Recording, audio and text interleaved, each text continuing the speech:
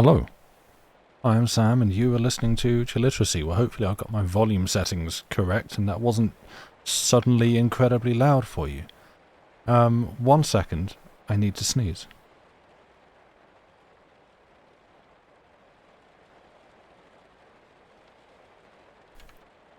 Or better. Thank you. No, I'm good for salad, I'm full. But yeah, hello, how are we doing? And internet detectives, how are we doing? I don't know why we inconsistently show up on writing and reading. I don't get it. I mean, I've never fully researched exactly how Twitch categories work, and like if there's any, you would think if you're just streaming in a category and it would just stick you in that category, but it seems like no. Maybe we're blacklisted by Twitch. That's not even slightly true. Just going to be a weird bug. But hello, you are here for book? Good, you've come to the right place, Angeline. We have book. We also have Joey, who is in the room looking to cause distractions. You never use the categories? No, I tend to just watch the streams that I want to watch. It's extremely rare that I go to categories and stuff. Like, yeah, it's rare that I think I really want to watch, like video game. It's, I would like to see what channel is doing. Oh, they're playing game? Great. And that's kind of how my decision hierarchy works. But yeah, it's rare that I'll go to a category to be like, ooh, I wonder who's doing thing, or I wonder what's going on thing, and then pick a channel like that. It's not a particularly useful system to me, but as a channel that is primarily streaming under writing and reading, it feels like a useful place for me, or us, to, okay, you go in your coop, to discover, like, other streams doing the same thing and try to, build a little bit of a community. So that's why I tend to click onto them and have a browse around. And I just happen to notice, like, hey, wait, we're not on here. What's going on? We are streaming under the category, but for some reason, we ain't there. Twice you've looked for a specific game just because you want to see what it's like. Yeah, I think I had that when the game that no one's going to know about or no one's going to remember, Fuser, when that came out during lockdown. It's the mashup DJ game from Harmonix? Now I forget the name of the game studio because they made that, nobody bought it, and then they themselves got bought up by Epic and now are putting like Rock Band. There's the studio that made Rock Band. And yeah, they did like a mashup DJ game which was really, really good, and nobody bought it, and all the DLC for it was not particularly that interesting to me, so it just kind of floundered, and it came out at the time when DMCA clampdown was introduced, and so no one could stream licensed music on Twitch without the risk of losing their channel, and so that sort of killed a huge part of the publicity for the game, because if no one's streaming a game, it's basically dead. It's not true, but that's the perception, so yeah, it just sort of, slipped gears at the start and failed. But yeah, that's when that came out. I was desperately browsing for people streaming on Twitch. I was like, I don't care. Well, I do care who, because there were some channels who were just like, oh, I don't like you. I'm going to go somewhere else. But yeah, I was just fiending for people streaming it because it was really fun to watch. Use categories when you want Twitch drops for Don't Starve Together. Yeah, I've done that with like Sea of Thieves and No Man's Sky when there's drops for those going. You already have to prioritise which stream you want to watch a bunch of times. Yeah, same. You did actually look at the DJ category the other day because you want online shopping, want some new music instead of the same view band and tape. Yeah, like I've not yet dipped into the DJ category because, again, like that is something I've been taking an increased interest in watching, but for me that is still I just like it seems like a pretty friendly community, and it's basically if you're watching one DJ stream, you can guarantee that when they end they'll raid over to another, and then they'll raid over to another. It's just like an endless chain going on. So that for me is my own kind of automated discovery system for that. It's like, oh, okay, I'm watching this person now. Oh, they seem cool. All right, chuck them a follow. And that's like the way that works. You've forgotten their BG literacy today? Yay! Yeah, I've been thinking it's Sunday all day, and then realised no, because I've got D&D tomorrow, so I need to actually prep for that anyway. So I'm glad it's not Sunday today.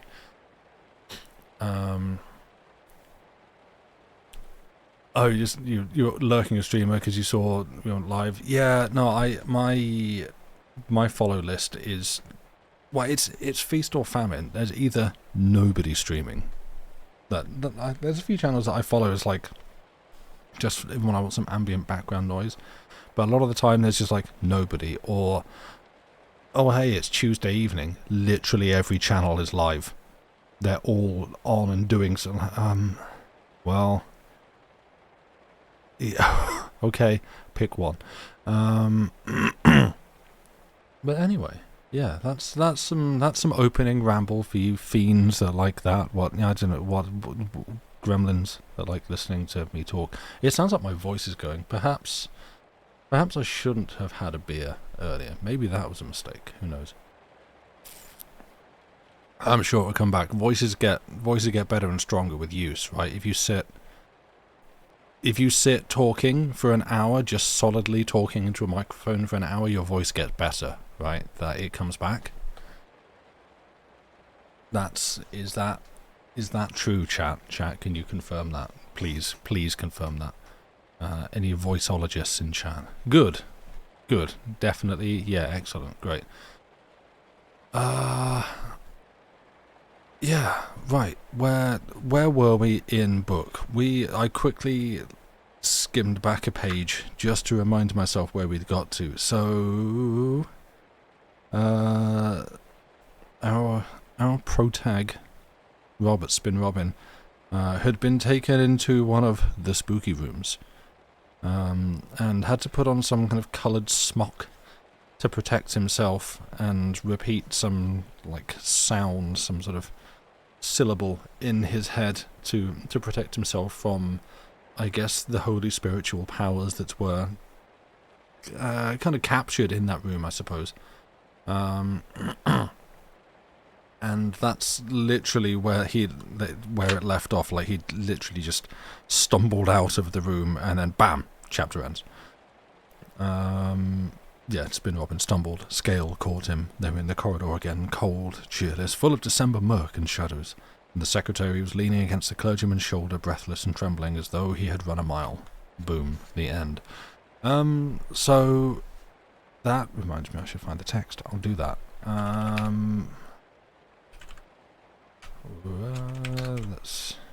There we go. That. No. Yes. Hang on. Yes. That is the right one.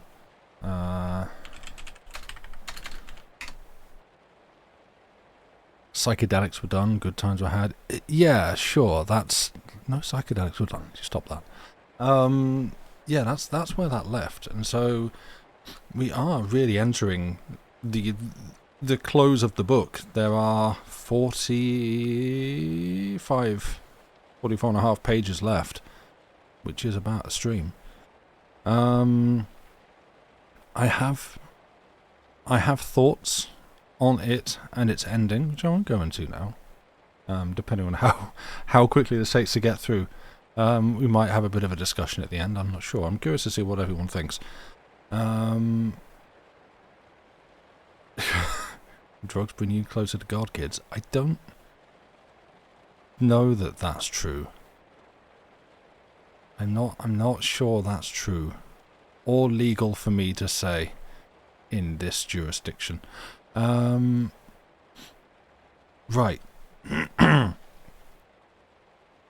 Okay. Do I have any other comments? I know that at some point, somewhere in this, I don't think it's in this half of the stream, but at some point there is a word that I had to look up to learn the pronunciation of, and I have forgotten what that word is. So at some point you may hear me say like a niche word that one person in chat has heard before, and it might come out a little bit funny. I might trip and stumble over it. I know another one that I had to look up was coeval. But but I don't think that's the one. I think there was a different one that was not coeval. I've already said it differently 2 different times. So, you know, yeah. Also, Lucy's not around this evening. She is out. So, you know, if anyone decides to start a ruckus in chat, just ignore it. I'll get to it when I can. Don't worry about it. It's fine. Oh boy, I hope you get used to... I'm just going to ride my mute button a little bit. Let's just check. Good, that works. Mods are asleep, create a ruckus. No ruckus. Stop it. I said don't. We'll do it old school. I will put you into emote only mode. We used to do that. Anyone that's new to the channel, we used to do that.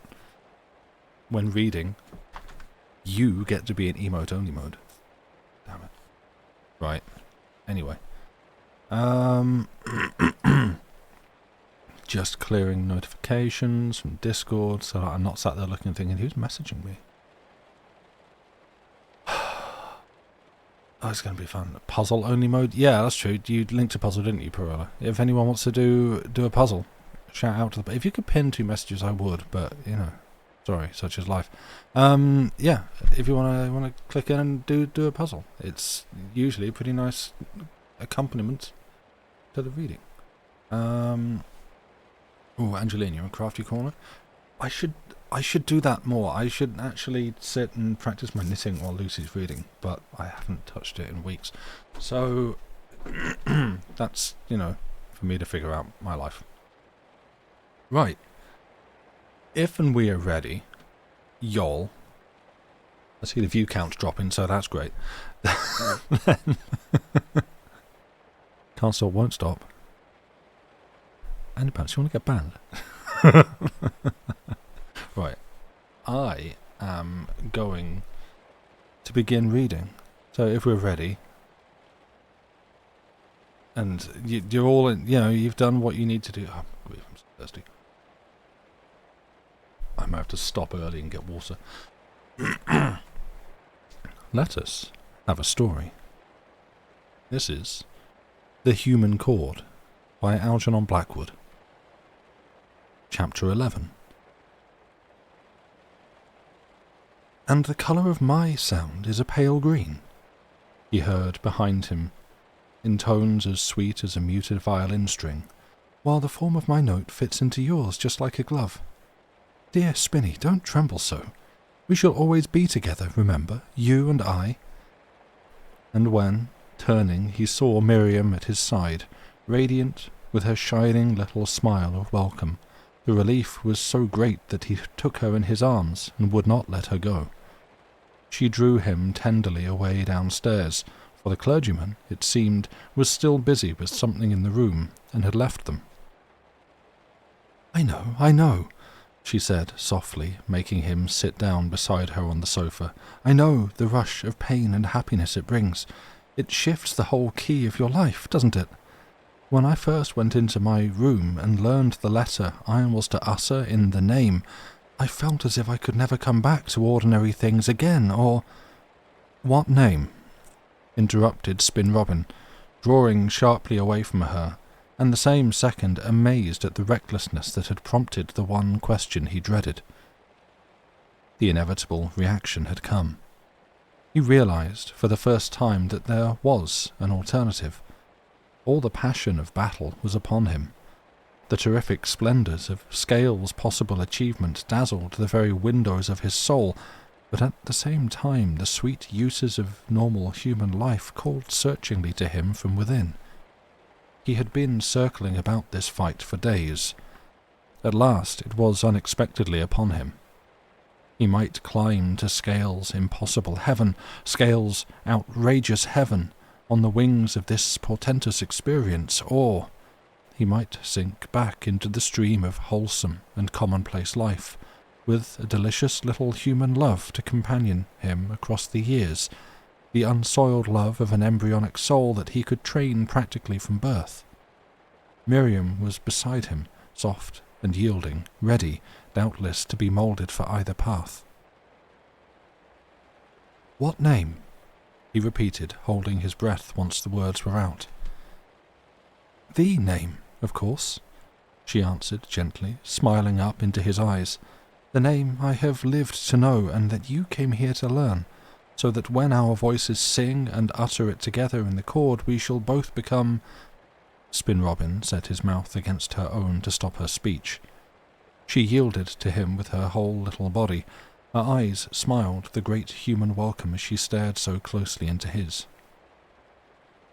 "Shall become what we are not now," he cried fiercely, drawing his face back, but holding her body yet more closely to him. "Lose each other, don't you see? Don't you realize that?" "Oh, no," she said faintly. "Find each other, you mean?"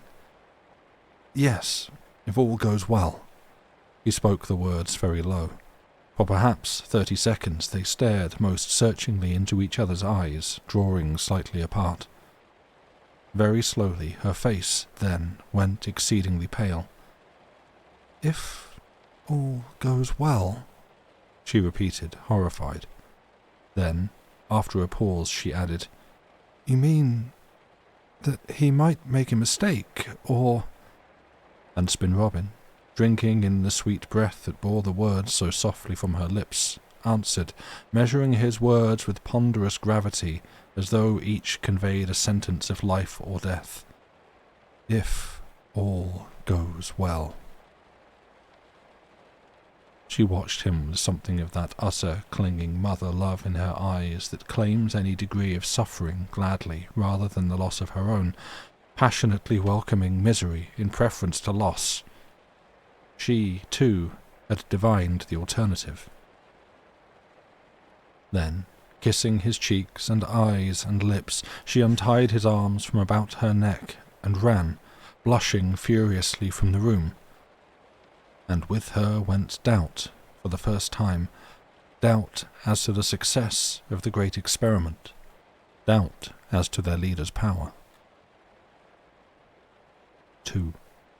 And while Spin Robin still sat there, trembling with the two passions that tore his soul in twain, the passion to climb forbidden skies with Scale, and the passion to know sweet human love with Miriam, there came thundering into the room no less a personage than the giant clergyman, straight from those haunted rooms.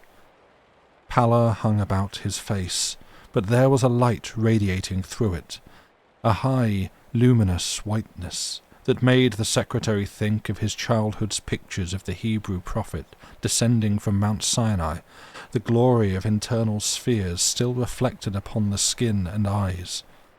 Scale, like a flame and a wind, came pouring into the room. The thing he had remained upstairs to complete had clearly proved successful. The experiment had moved another stage, almost the final one, near accomplishment. The reaction was genuinely terrific. Spin Robin felt himself swept away beyond all power of redemption. Miriam and the delicious human life faded into insignificance again. What, in the name of the eternal fires, were a girl's lips and love compared to the possibilities of Olympian achievement promised by Scale's golden audacities? Earth faded before the lights of heaven. The whole tide of human emotion was nothing compared to a drop of this terrible salt brine from seas in unknown stars. As usual, Scale's personality caught him up into some seventh heaven of the soaring imagination. "Spin Robin, my glorious companion in adventure," thundered the clergyman, "your note suits perfectly the chord. I am delighted beyond all words. You chime with amazing precision and accuracy into the complex master tone I need for the proper pronunciation of the name. Your coming has been an inspiration permitted of him who owns it." His excitement was profoundly moving. The man was in earnest, if ever man was. "We shall succeed." And he caught him in his arms. "For the name manifests the essential attributes of the being it describes, and in uttering it we shall know mystical union with it. We shall be as gods."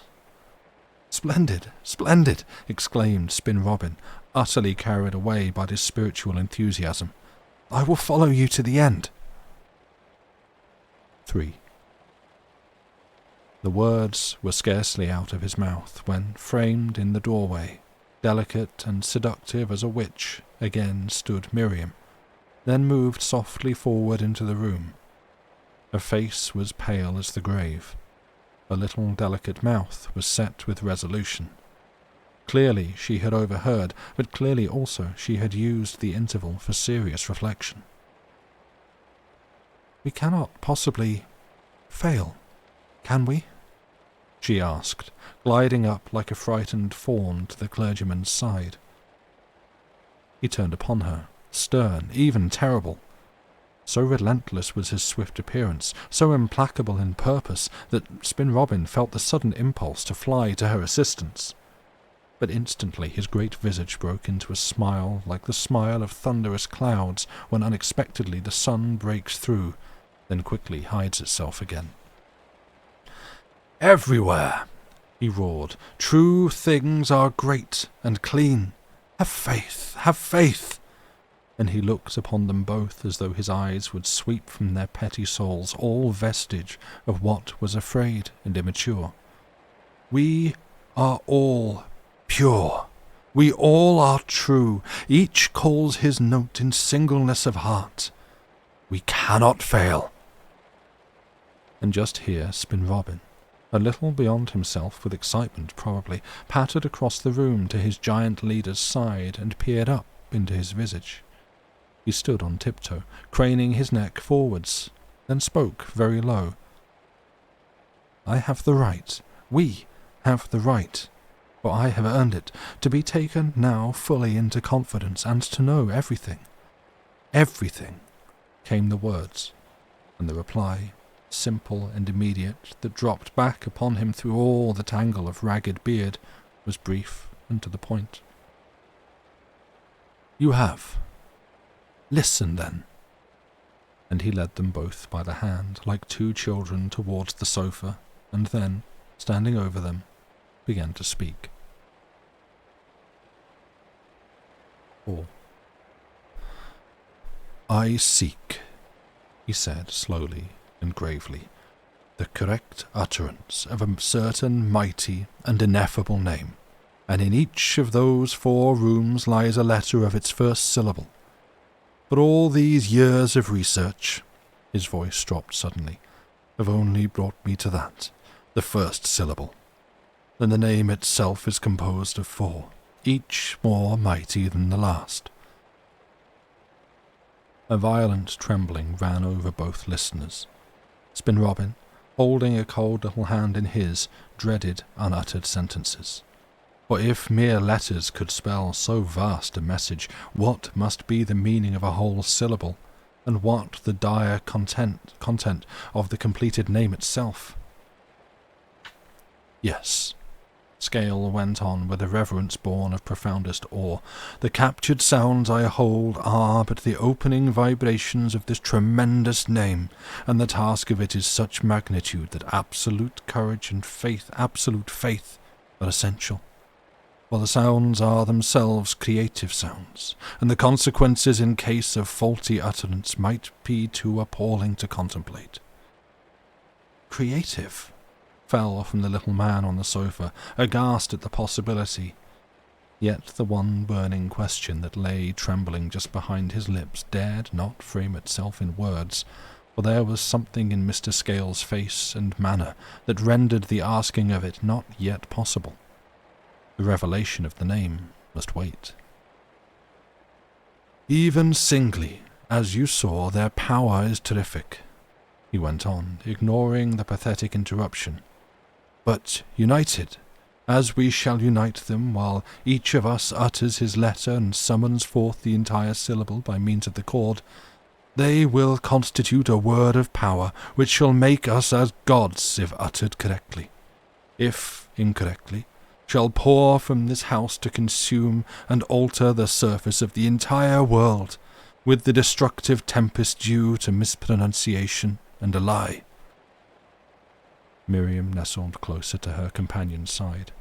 There was otherwise no sign outwardly of the emotions that surged through the 2 little figures upon the sofa. And now,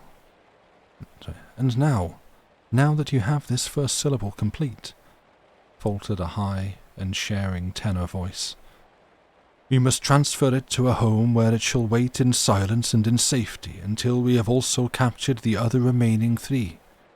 Scale came forward and lowered his mouth to his companion's ears. We shall transfer it, as you now understand, by chanting the 4 letters.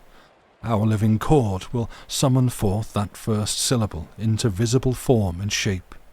Our 4 voices, thus trained and purified, each singing a mighty letter, shall create the astounding pattern of the name's first syllable. But the home, stammered Spin Robin, this home, where it shall await the rest. My rooms, was the reply, can contain letters only. For a whole syllable I need a larger space. In the crypt-like cellars beneath this house I have the necessary space all ready and prepared to hold this first syllable while we work upon the second. Come, and you shall see. They crossed the hall and went down the long stone passage beyond the dining room, till they reached a swinging baize door, and so came to the dark stairs that plunged below ground. Scale strode first, Spin Robin following with beating heart, and he held Miriam by the hand. His steps, though firm enough, made him think of his efforts as a boy when treading water for solid ground out of his depth. 5. Cold air met them, yet it was neither dank nor unpleasant as air usually is that has never tasted sunlight. There was a touch of vitality about it, wholly remarkable. Miriam pressed closer. Every detail, every little incident that brought them nearer to the climax was now interpreted by these 2 loving children as something that might eventually spell for them separation. Yet neither referred to it directly. The pain of the ultimate choice possessed them deep within.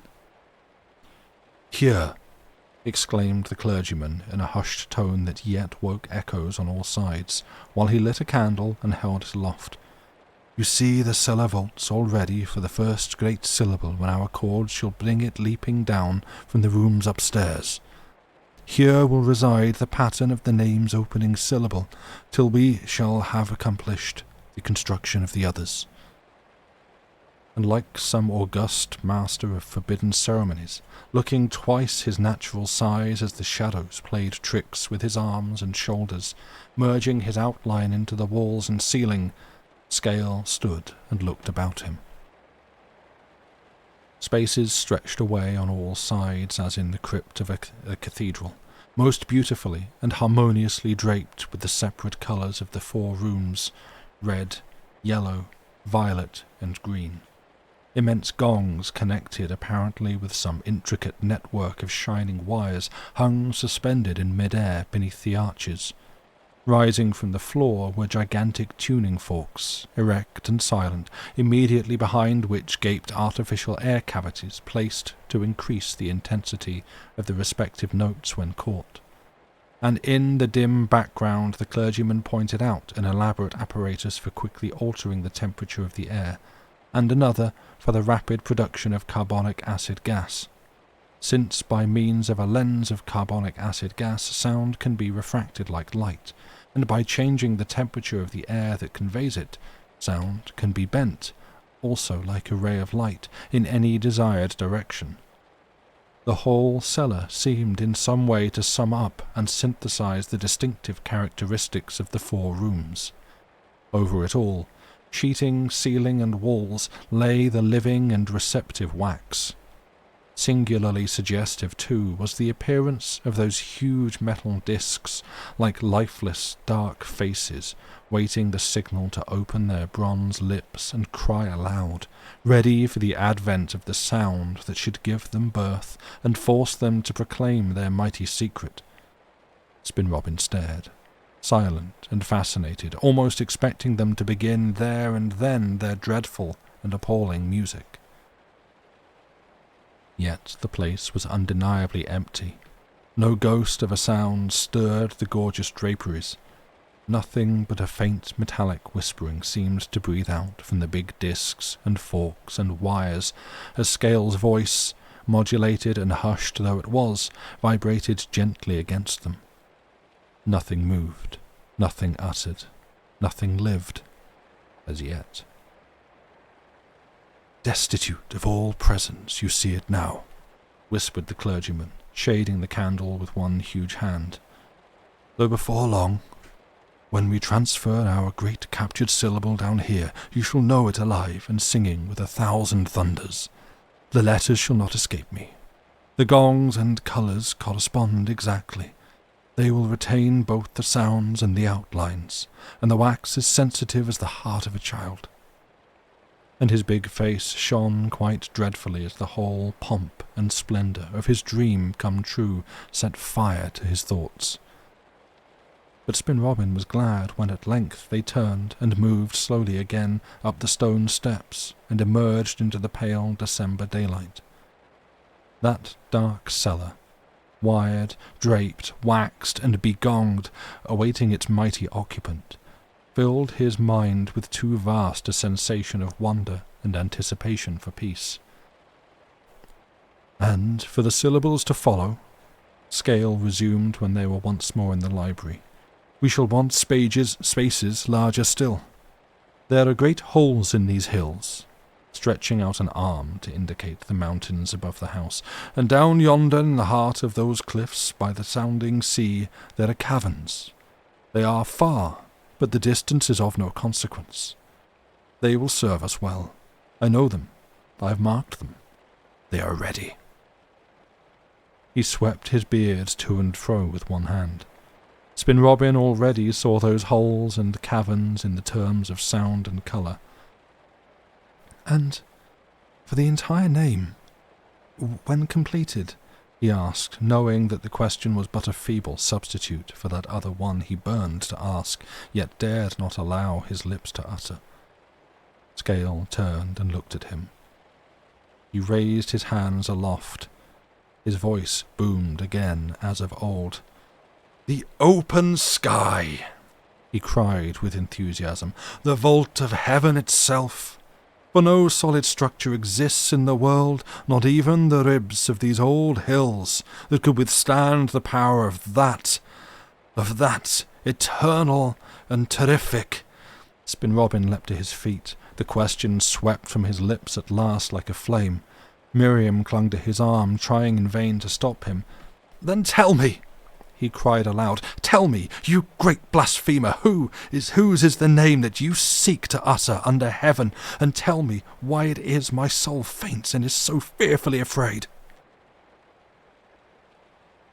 Mr. Scale looked at him for a moment, as a man might look at some trifling phenomenon of life that puzzled yet interested him.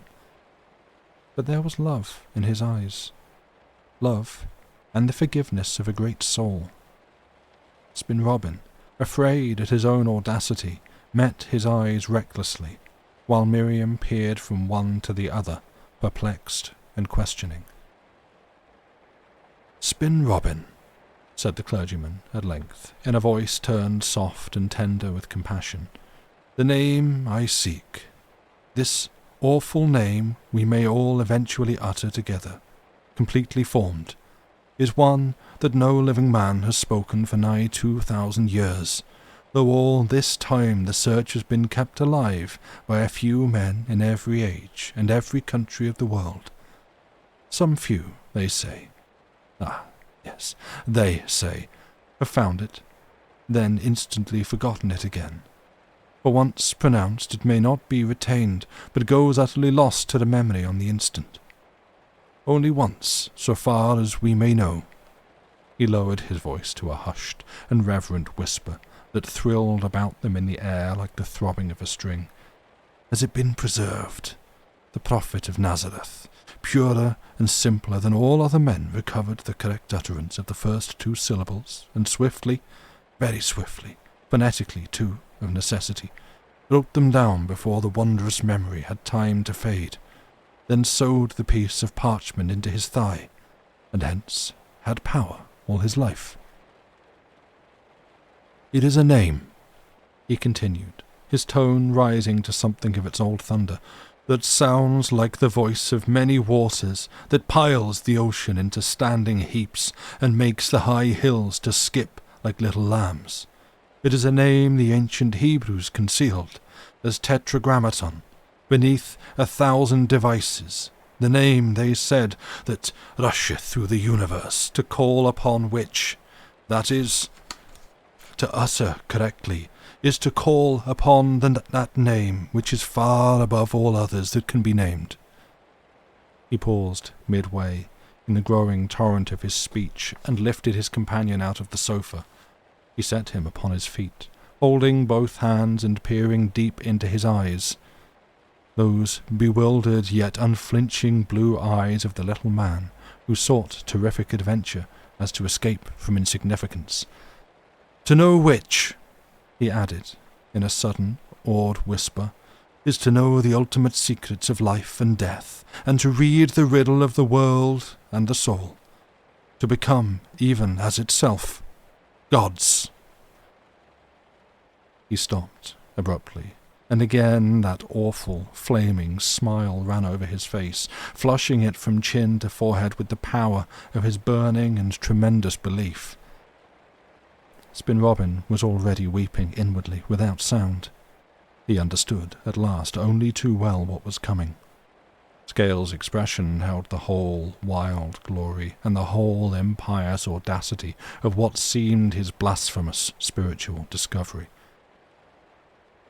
The fires were alight in his eyes. He stooped down lower and opened wide his capacious arms.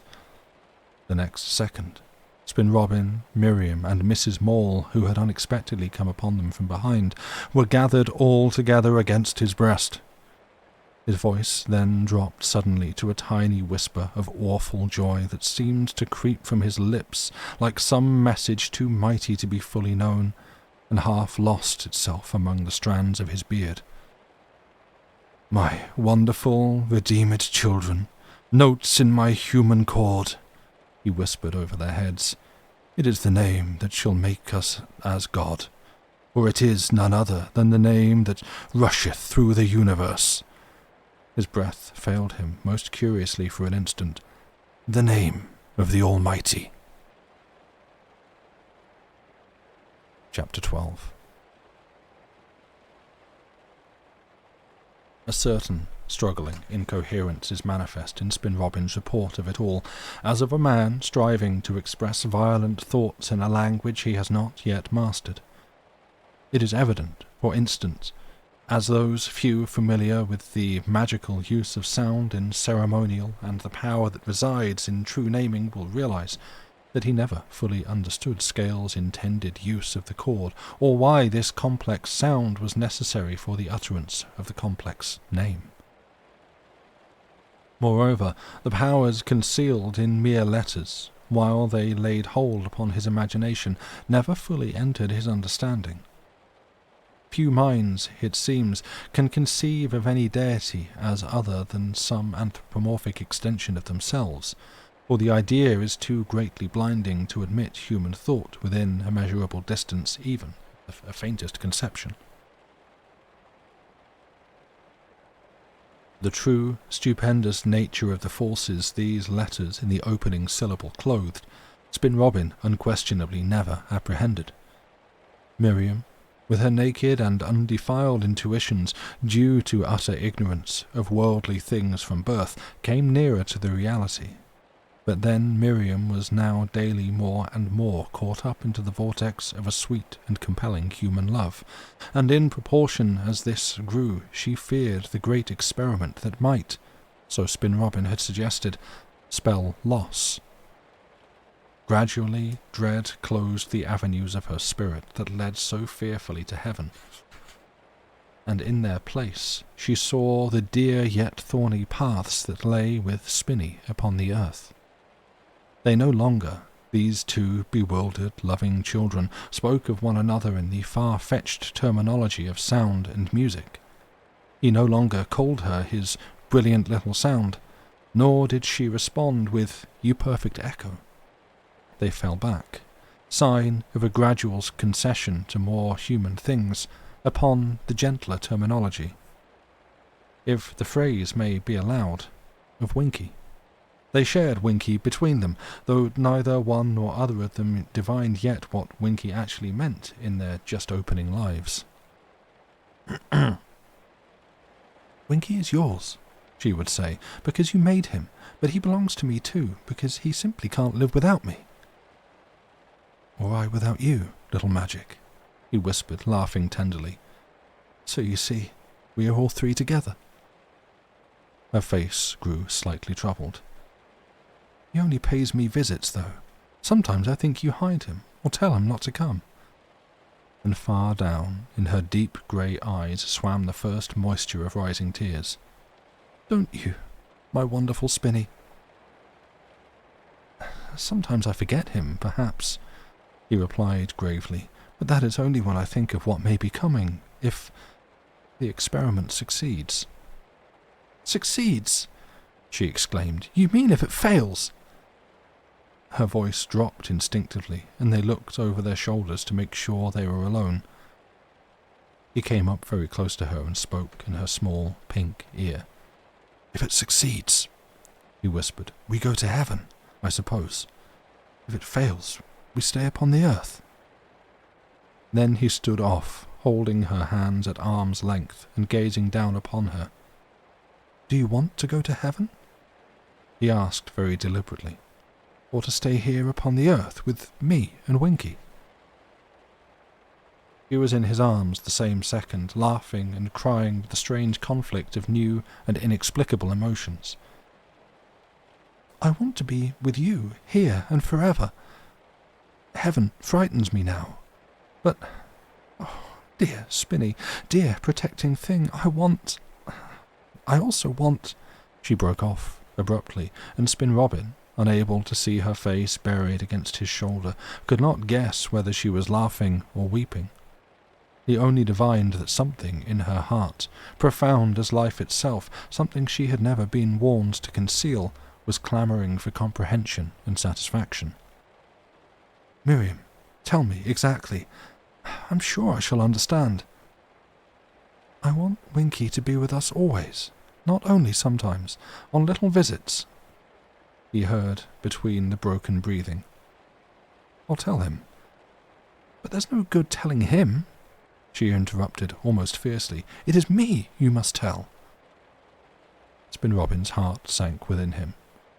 She was in pain, and he could not quite understand. He pressed her hard against him, keeping silence. Presently she lifted her face from his coat, and he saw the tears of mingled pain and happiness in her eyes, the eyes of this girl-woman who knew not the common ugly standards of life, because no woman had ever told them to her. "You see, Winky is not really mine unless I have some share in making him too," she said very softly. "When I have made him too, then he will stay forever with us, I think."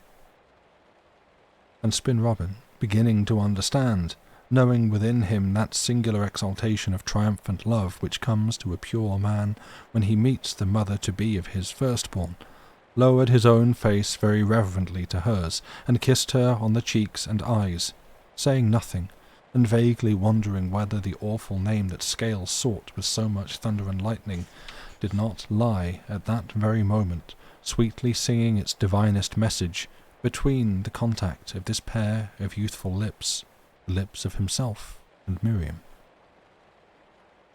2. And Philip Scale, meanwhile, splendid and independent of all common obstacles, thundered along his tempestuous mad way, regardless and ignorant of all signs of disaffection. The rest of that week, a week of haunting wonder and beauty, was devoted to the carrying out of the strange programme. It is not possible to tell in detail the experience of each separate room. Spin Robin does it, yet only succeeds in repeating himself, and, as has been seen, his powers failed even in the first chamber of awe. The language does not exist in which adventures so remote from the normal experience can be clothed without straining the mind to the verge of the unintelligible. It appears, however, that each room possessed its colour, note, and form. which later were to issue forth and combine in the even vaster pattern, chord and outline which should include them all. Even the thought of it strained the possibilities of belief and the resources of the imagination. His soul fluttered and shrank. They continued the process of prayer and fasting Scale had ordained as the time for the experiment drew near, and the careful vibratory utterance of the word belonging to each room, the vibrations of which threw their inner selves into a condition of safe, or comparatively safe, receptivity. But Spin Robin no longer said his prayers, for the thought that soon he was to call upon the divine and mighty name in reality prevented his doing so in the old way of childhood, nominally. He feared there might come an answer. He literally walked the dizzy edge of precipices that dropped over the edge of the world. The incoherence of all this traffic with sound and name had always bewildered him, even to the point of darkness, whereas now it did more. It appalled him in some sense that was monstrous and terrifying. Yet, while weak with terror when he tried to face the possible results, and fevered with the notion of entering some new condition, even though one of glory, where Miriam might no longer be as he now knew her, it was the savage curiosity he felt that prevented his coming to a definite decision and telling Mr. Scale that he withdrew from the whole affair. Then the idea grew in his mind that the clergyman was obsessed by some perverted spiritual force, some devil who deceived him, and that the name he sought to pronounce was, after all, not good, not God. His thoughts, fears, hopes, all became hopelessly entangled, through them one thing alone holding clear and steady, the passionate desire to keep Miriam as she was now and to be with her forever. His mind played tricks with him too. Day and night the house echoed with new sounds. The very walls grew resonant. The entire building, buried away among these desolate hills, trembled as though he were imprisoned within the belly of some monstrous and gigantic fiddle. Mr. Scale, too, began to change, it seemed. While physically he increased, as it were, with the power of his burning enthusiasm, his beard longer and more ragged, his eyes more luminous, and his voice shaking through the atmosphere almost like wind, his personality, in some curious fashion, seemed at the same time to retire and become oddly tinged with a certain remoteness from reality. Spin Robin once or twice caught himself wondering if he were not after all some legendary or pagan figure, some mighty character of dream or story, and that presently he, Spin Robin, would awake and write down the most wonderful vision the world had ever known. His imagination, it will be seen, was affected in more ways than one. With a tremendous earnestness the clergyman went about the building, down the long dark corridors and across the hall. His long, soft strides took him swiftly everywhere, his mere presence charged with some potent force that betrayed itself in the fire of his eyes and the flush of his cheeks. Spin Robin thought of him as some daring blasphemer knocking at the door in the sky. The sound of that knocking ran all about the universe, and when the door opened, the heavens would roll back like an enormous flat curtain. 1 second.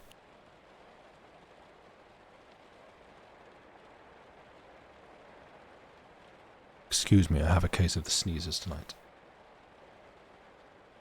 Any moment, almost, Scale whispered to him, smiling. The day may be upon us. Keep yourself ready, and in tune. And Spin Robin, expecting a thunderclap in his sleep, but ever plucky, answered in his high-pitched voice, I'm ready, Mr. Philip Scale, I'm ready. I'm game, too. When, truthfully speaking, perhaps, he was neither one nor other. He would start up from sleep in the night time at the least sound, and the roar of the December gales about the house became voices of portent that conveyed far more than the mere rushing of inarticulate winds. When the hour comes, and it is close at hand, we shall not fail to know it, said Scale, pallid with excitement. The letters will be out upon us. They will live, but with an intense degree of exuberant life far beyond what we know as life. We, in our puny, sense-limited bodies. And the scorn in his voice came from the centre of his heart. For what we hear as sound is only a section, he cried, only a section of sound vibrations as they exist. The vibrations our ears can take are very small, I know, interpolated Spin Robin, cold at heart, while Miriam, hiding behind chairs and tables that offered handy protection, watched with mingled anxiety and confidence, knowing that in the last resort her adorable and wonderful Spinny would guide her aright. Love filled her heart, ousting that other portentous heaven. 3. And then Scale announced that the time was ready for rehearsals. "Let us practice the chord," he said, "so that when the moment comes suddenly upon us, in the twinkling of an eye, in the daytime or in the night, we shall be prepared, and each shall fly to his appointed place and utter his appointed note." The reasons for these definite arrangements he did not pretend to explain, for they belonged to a part of his discovery that he kept rigidly to himself, and why Spin Robin and Miriam were to call their notes from the corridor itself, while Scale boomed his great bass in the prepared cellar, Mrs. Maule chanting her alto midway in the hall. Acting as a connecting channel in some way was apparently never made fully clear.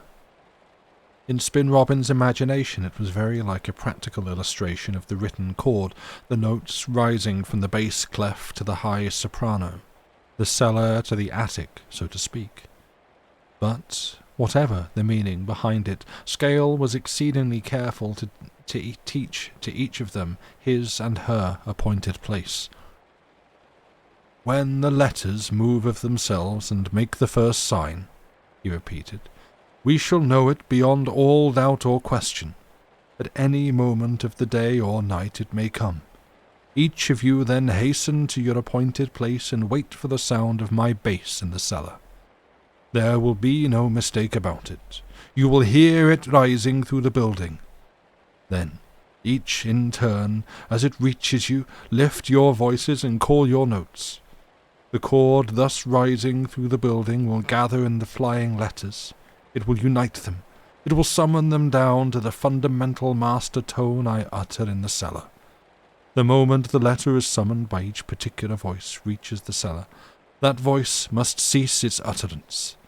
Thus, one by one, the 4 mighty letters will come to rest below.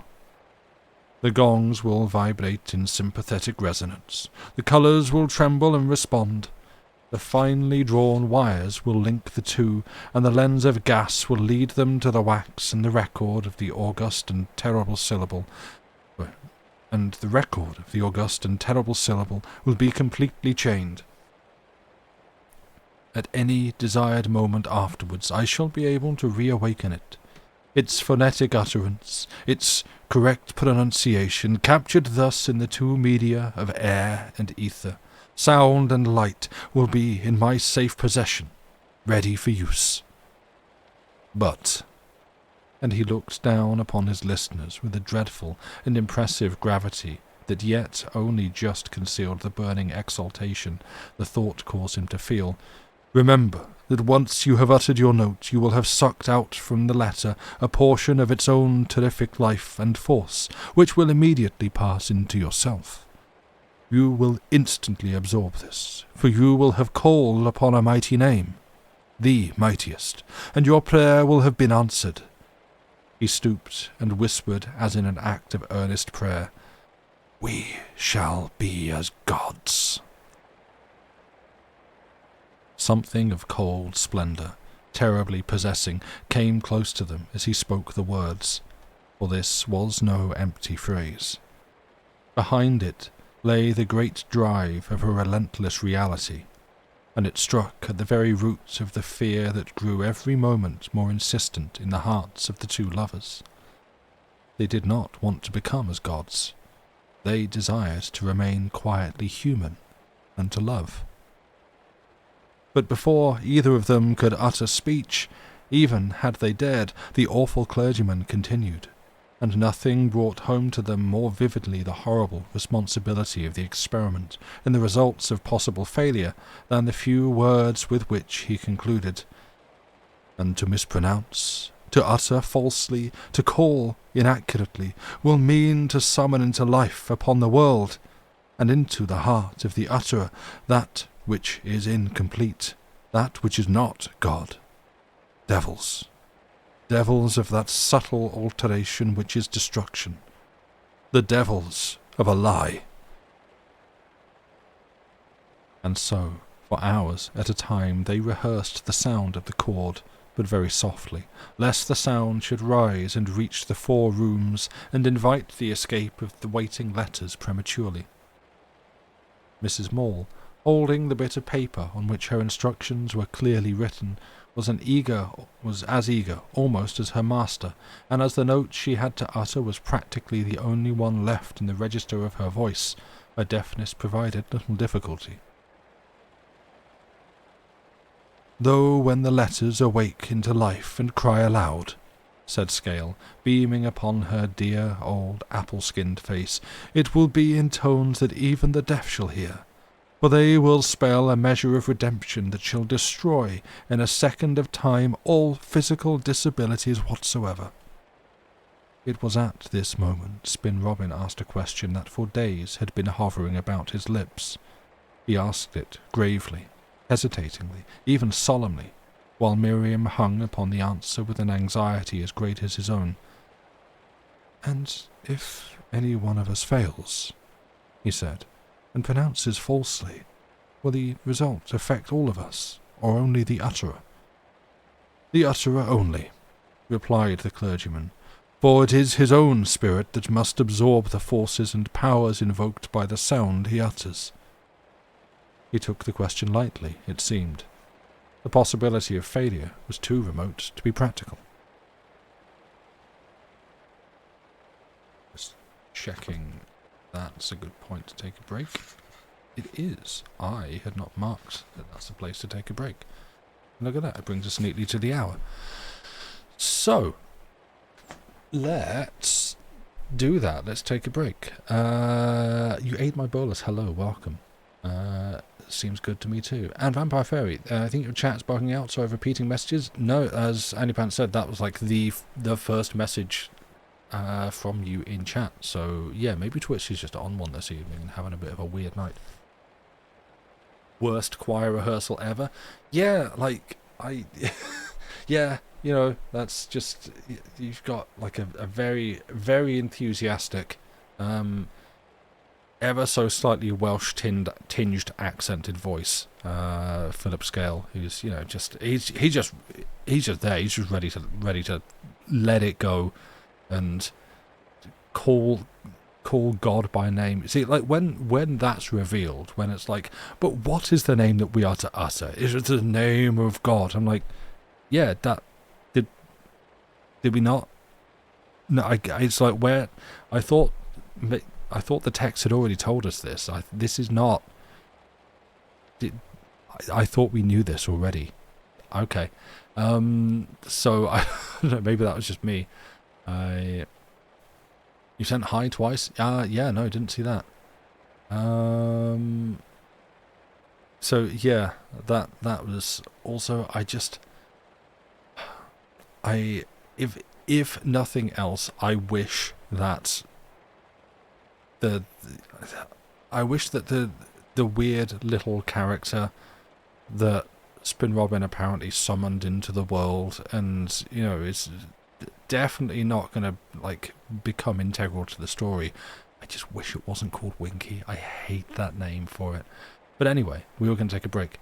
It said last time, it sounds like Blackwood heard about the Jewish idea of the name of God and was like, oh yeah, I have to write an insane story about yes, yes, literally, yes. Don't worry, we'll get there. No spoilers. You also thought it was a given? Yeah, like, I'm trying to figure out whether it was, like, the narrator who seems to be someone who, the narrator's a voice for this text. Winky makes some conversation. It does.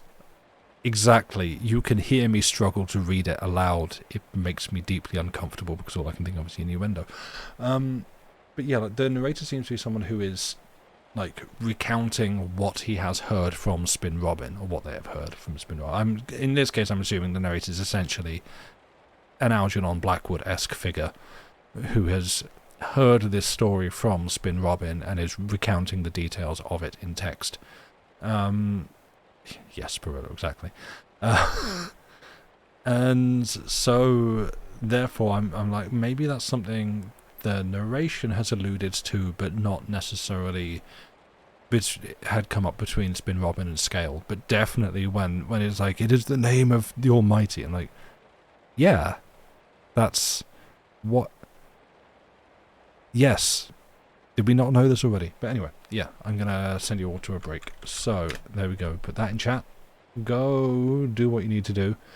5 minutes, cycle whatever fluids, rotate your limbs and stuff, get tea, have piss, and we'll see you back here in like 5 minutes. Bye for now.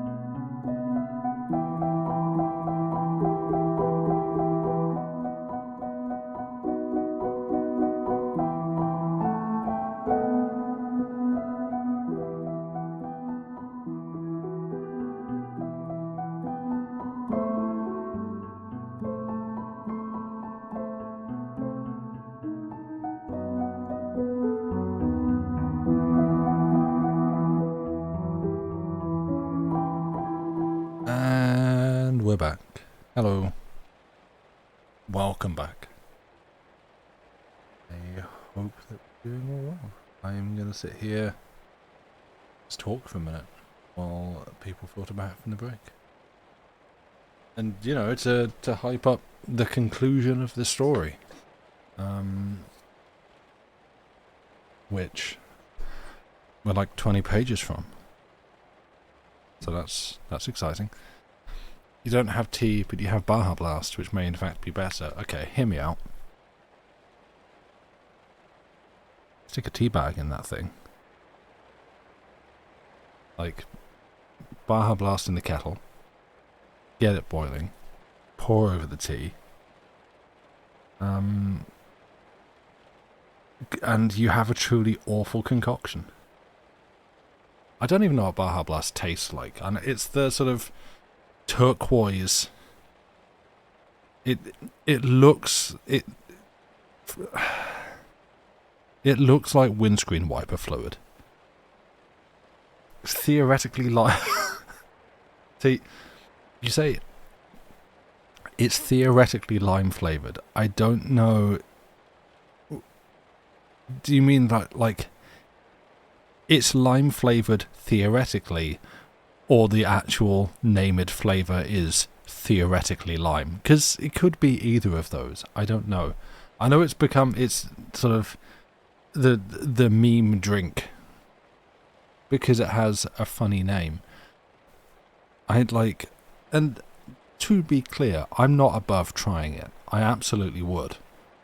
We can say tropical lime flavor or something like that. Right, that's I mean, like, lime flavor is one of my preferred flavors. Are the limes theoretical? Exactly. Not lime, it's tasty, but it's not. That Angeline, that sounds like it comes from a place of trauma. Like I read that as someone being like, it's not lime. It's tasty, but it's not lime. Like, you've had an experience with this. Like, yeah, it did not fend off my scurvy. It's like if you described lime flavoring to someone who had never actually experienced a flavor and then added a bunch of sugar. Right, okay. I mean, Baja Blast is very strange to you. Baja is baby talk for pooping. Great. And Blast is after leaves and things like that. Great. I mean, if you go half Swedish, half English, that gets even funnier. Someone who loves lime-flavored things, you are terribly disappointed. Great. Yeah, as I say, I would try it, but I would anticipate disappointment. I think that sounds like a reasonable place to approach it from. I guess my main question would be, what's it sweetened with? Is it like artificial sweetener? Because if so, then yeah, I'm gonna have a bad time, because that's the taste I can't stand. You love it, but it's a very separate love from the one you hold for, say, like, yeah, lime Skittles. Lime Skittles are great. Oh, it's not pronounced that. It's more like Bayer. Oh, yeah, okay. Oh, she's Swedish. Yes. Yeah. Also, this is my chair. My chair is still continuing to fall apart. I do possibly have a replacement lined up, but I have not taken receipt of it yet. And so, therefore, I just have a very noisy breaking chair. The plywood on the back is falling apart. The armrest has a spring in it that's just constantly twanging away. It's really irritating, but yeah. You can get regular Baja Blast with good old high fructose corn syrup. Yum. Yeah. Yeah, that's what I like. I know good old HFCS isn't good for you, but I would still, I think, prefer that flavour to actual straight-up chemical sweeteners, which I just can't drink. They taste foul to me. Bleh. Yeah. But, yeah, anyway, this is this is a long and weird tangent we've gone off on. We're at chapter 13, and there are 2 chapters left. of which this is one. So, you know, we've got chapter 13, chapter 14. We're on page 180, and we're going to page 205. You've been drinking zero sugar pot for so long that regular version tastes cloying to you now? There.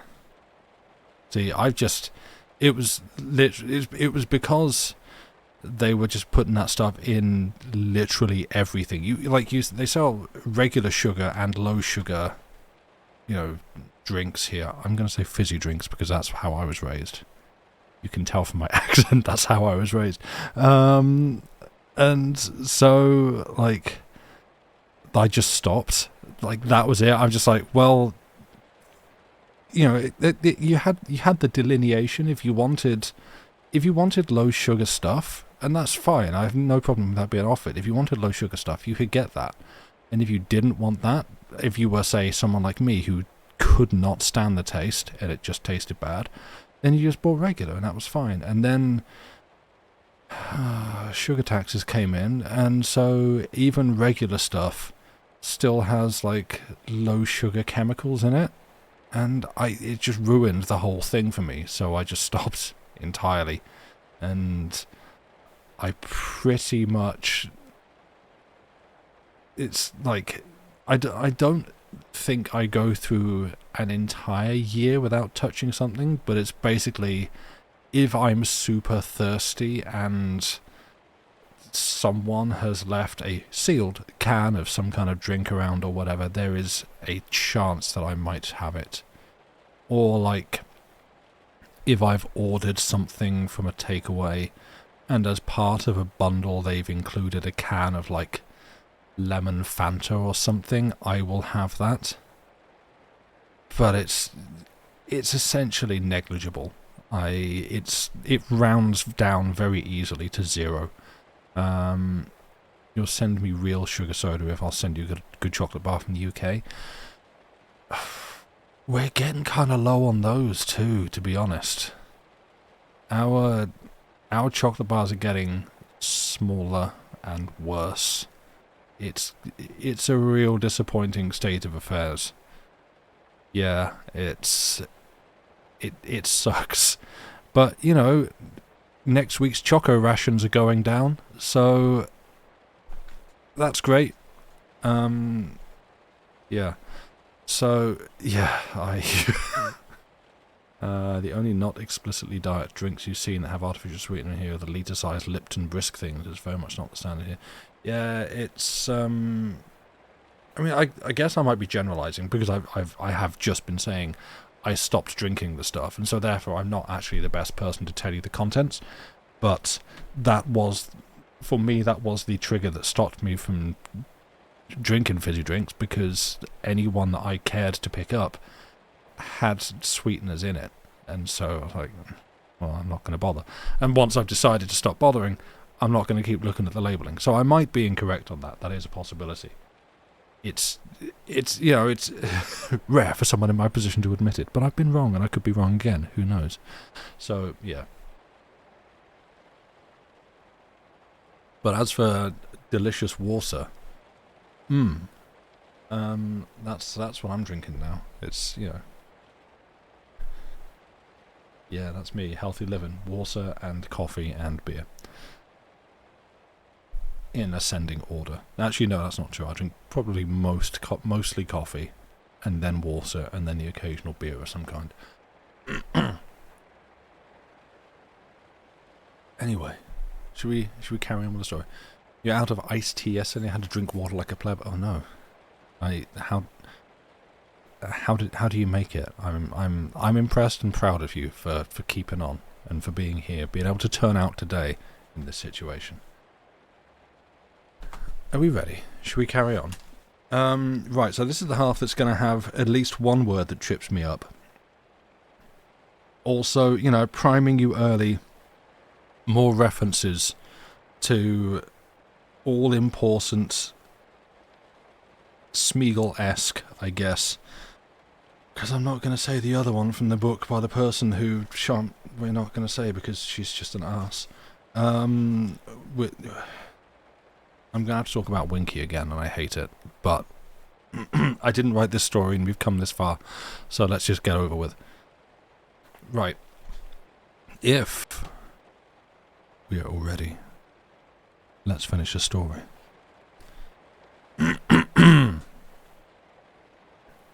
Okay. Chapter 13. But Spin Robin was hardly prepared for the suddenness of the denouement. He had looked for a longer period of preparation, with the paraphernalia of a considerable, even an august ceremony. Instead, the announcement came with an abrupt simplicity that caught him with a horrid shock of surprise. He was taken wholly unawares. "The only thing I fear," Mr. Scale had confided to them, "is that the vibrations of our chord may have already risen to the rooms and caused a premature escape. But even so we shall have ample warning, for the deaf, being protected from the coarser sounds of earth, are swift to hear the lightest whispers from heaven. Mrs. Maule will know. Mrs. Maule will instantly warn us." And this, apparently, was what happened, though not precisely as Mr. Scale had intended, nor with the margin for preparation he had hoped. It was all so swift and brief and shattering that to hear Spin Robin tell it makes one think of a mass of fireworks that some stray spark has sent with blazing explosion into the air, and to the complete loss of the calculated effect had they gone off seriatim as intended. And, in the awful stress of excitement, there can be no question that Spinny acted out of that subconscious region of the mind which considers and weighs deeds before passing them on to the surface mind, translating them into physical expression, and thinking itself responsible for the whole operation. The course he adopted was thus instinctive, and, since he had no time to judge, blameless. Neither he nor Miriam had any idea really that their minds, subconsciously, were already made up.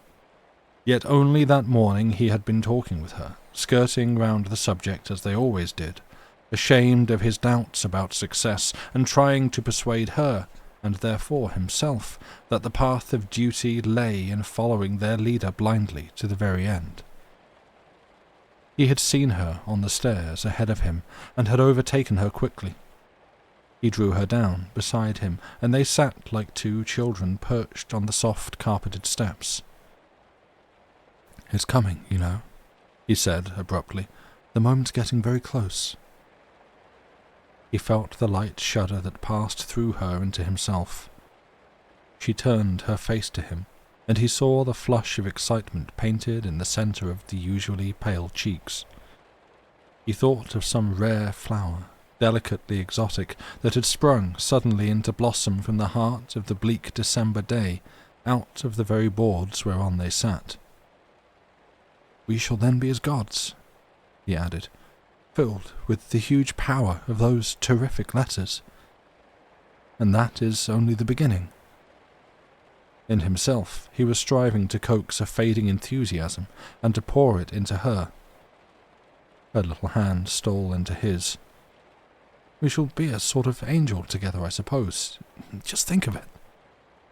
His voice was not as thrilling as it ought to have been, for very human notes vibrated down below in the part he tried to keep back. He saw the flush fade from her cheeks, and the pallor spread. "You and I, Miriam, something tremendous together, greater than any man and woman in the whole world. Think of it, dear baby, just think of it." A tiny frown gathered upon her forehead, darkening the grey eyes with shadows. "But lose our Winky," she said, nestling against his coat, her voice singularly soft, her fingers scratching gently the palm of his hand where they lay. "Hush, hush," he answered, kissing her into silence. "We must have more faith. I think everything will be all right. And there is no reason why we should lose our Winky," he added very tenderly, smothering the doubt as best he could, "although we may find his name changed. Like the rest of us, he will get a new name, I suppose." "Then he won't be our Winky any longer," she objected, with a touch of obstinacy that was very seductive. "We shall all be different, Perhaps we shall be too wonderful to need each other any more. Oh, Spinny, you precious thing my life needs, think of that. We may be too wonderful even to care. Spin Robin turned and faced her. He tried to speak with authority and conviction, but he was a bad actor, always. He met her soft grey eyes, already moist and shining with the tenderness of love beyond belief, and gazed into them with what degree of sternness he could. "Miriam," he said solemnly, "is it possible that you do not want us to be as gods?" Her answer came this time without hesitation. His pretended severity only made her happy, for nothing could intimidate by a hair's breadth this exquisite first love of her awakening soul. "Some day, perhaps, oh my sweet master," she whispered with trembling lips, "but not now. I want to be on earth first with you, and with our Winky." To hear that precious little voice call him sweet master was almost more than he could bear. He made an effort, however, to insist upon this fancied idea of duty to scale, though everything, of course, betrayed him. Eyes, voice, gestures. "But we owe it to Mr. Scale to become as gods," he faltered, trying to make the volume of his voice atone for its lack of conviction. It was then she uttered the simple phrase that utterly confounded him, and showed him the new heaven and new earth wherein he and she and Winky already lived. "I am as God now," she said simply, the whole passion of a clean, strong little soul behind the words. "You have made me so. You love me." 2. The same moment, before they could speak or act, Scale was upon them from behind with a roar. "Practising your splendid notes together?" he cried, thundering down the steps past them, 3 at a time, clothed for the first time in the flowing scarlet robe he usually wore only in the particular room where his own note lived. "That's capital! Sing it together in your hearts and in your souls and in your minds, and the more the better." He swept by them like a storm, vanishing through the hall below like some living flame of fire. They both understood that he wore that robe for protection, and that throughout the house the heralds of the approaching powers of the imprisoned letters were therefore already astir. His steps echoed below them in the depths of the building as he descended to the cellar, intent upon some detail of the appalling consummation that drew every minute nearer. They turned and faced one another, breathless a little. Tenderness and terror shone plainly in their eyes, but Spin Robin, ever an ineffectual little man, and with nothing of the master really in his composition anywhere, found no word to speak. That sudden eruption of the terrific clergyman into their intimate world had come with an effect of dramatic and incalculable authority. Like a blast of air that drives the furnace to new heat and turns the metal white, his mind now suddenly saw clear and sure. The effect of the incident was too explosive, however, for him to find expression. Action he found in a measure, but no words. He took Miriam passionately into his arms as they stood there in the gathering dusk upon the staircase of that haunted and terrible building, and Miriam it was who found the words upon which they separated and went quietly away to the solitude each needed for the soul. "We'll leave the gods alone," she said with gentle decision, yet making it seem as though she appealed to his greater strength and wisdom to decide. "I want nothing but you. You and Winky, and all you really want is me." But in his room he heard the vibrations of the clergyman's voice rising up through the floor and walls, as he practised in the cellar the sounds with which the ancient Hebrews concealed the tetragrammaton. Yod, He, Vav, He, Jehovah, Yahweh, of which the approaching great experiment, however, concerned itself only with the opening vibrations of the first letter, Yod. And as he listened, he hesitated again, wondering, after all, whether Miriam was right. 3. It was towards the end of their short, silent dinner that very night, the silence due to the fact that everybody was intently listening, when Spin Robin caught the whisper of a singular, faint sound that he took to be the rising of wind. The wind sometimes came down that way with curious gulps from the terraces of the surrounding moors, yet in this sound was none of that rush and sigh that the hills breed.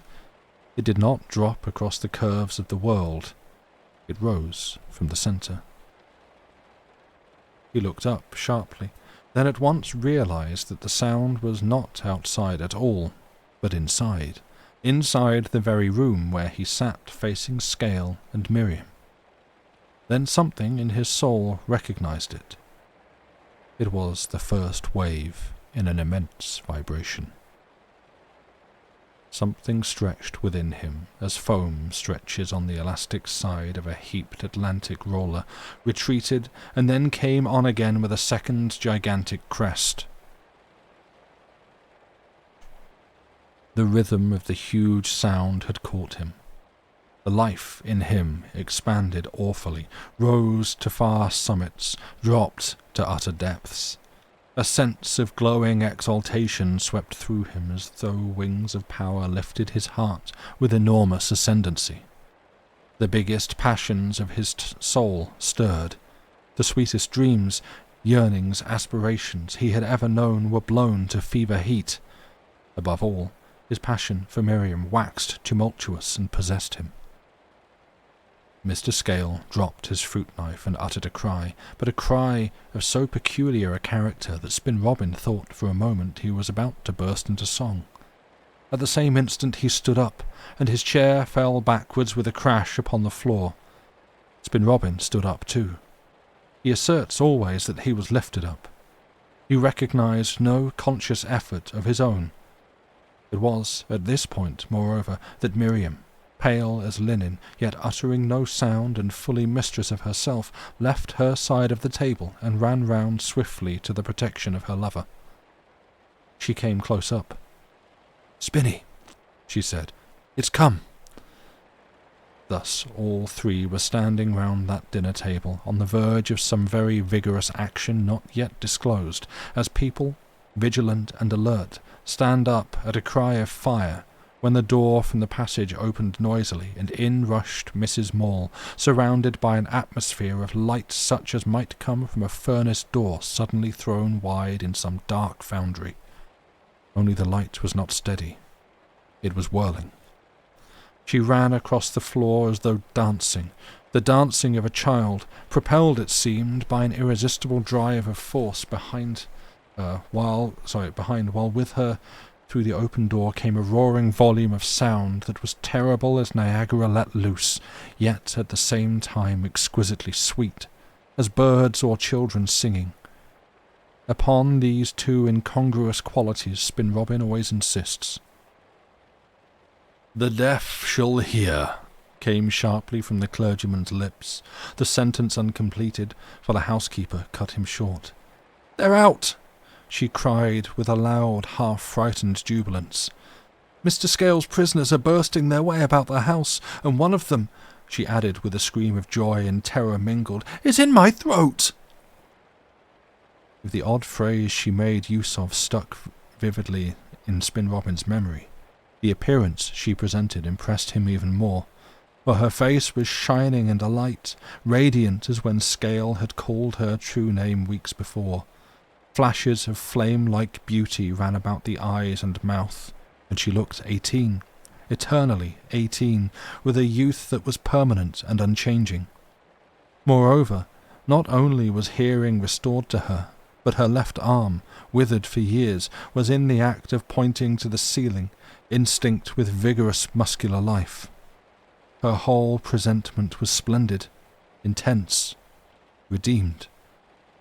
"The deaf hear," repeated Scale in a shout, and was across the room with an impetus of a released projectile.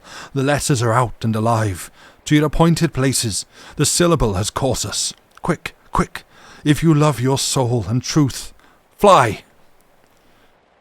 Deafening thunders rushed and crashed and blew about the room, interpenetrated everywhere at the same time by that searching strain of sweetness Spin Robin had first noticed. The sense of life, running free and abundant, was very remarkable. The same moment he found his hand clasped, and felt himself torn along by the side of the rushing clergyman into the hall. Behind them danced Mrs. Maule, her cap awry, her apron flying, her elastic side boots taking the light dancing step of youth. With quick, gliding tread, Miriam, still silent, was at his heels. He remembers her delicate, strange perfume reaching him faintly through all the incredible turmoil of that impetuous exit. In the hall, the roar increased terrifically about his ears. Scale, in his biggest booming voice, was uttering the names of Hebrew angels, invoking forces, that is, to his help. And behind him, Mrs. Maule was singing fragments apparently of the notes she had to utter, as well as fragments of her own true name thus magically recovered. Her restored arm gyrated furiously, her tripping youth spelt witchery. Yet the whole madness of the scene came to Spin Robin with a freezing wind of terror, for about it was a lawless, audacious blasphemy that must surely win for itself a quite appalling punishment. Yet nothing happened at once. Nothing destructive, at least. Scale and the housekeeper he saw were hurriedly robing themselves in the red and yellow surplices that hung from nails in the hall, and the instinct to laugh at the sight was utterly overwhelmed when he remembered that these were the colours which were used for safety in their respective rooms. It was a scene of wild confusion and bewilderment which the memory refuses to reproduce coherently. In his own throat already began a passionate rising of sound that he knew was the note he had to utter attempting to escape, summoned forth automatically by these terrible vibrating letters in the air. A cataract of sound seemed to fill the building and made it shake to its very foundations. But the hall, he saw, was not only alive with music, it was ablaze with light, a white and brilliant glory that at first dazzled him to the point of temporary blindness. The same second Mr. Scale's voice, storming its way somehow above the tumult, made itself heard. "To the rooms upstairs, Spin Robin, to the corridor with Miriam, and when you hear my voice from the cellar, utter. We may yet be in time to unite the letters." He released the secretary's hand, flinging it from him, and was off with a bounding, leaping motion like an escaped animal towards the stone passage that led to the cellar steps. And Spin Robin, turning about himself like a top in a perfect frenzy of bewilderment, heard his great voice as he disappeared round the corner. "It has come upon me like a thief in the night. Before I am fully prepared it has called me. May the powers of the name have mercy upon my soul." And he was gone. For the last time had Spin Robin set his eyes upon the towering earthly form of the Reverend Philip Scale. 4. Then, at first, a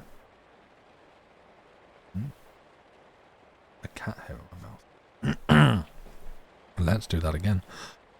Then, at first, it seems, the old enthusiasm caught him, and with him, therefore, caught Miriam too.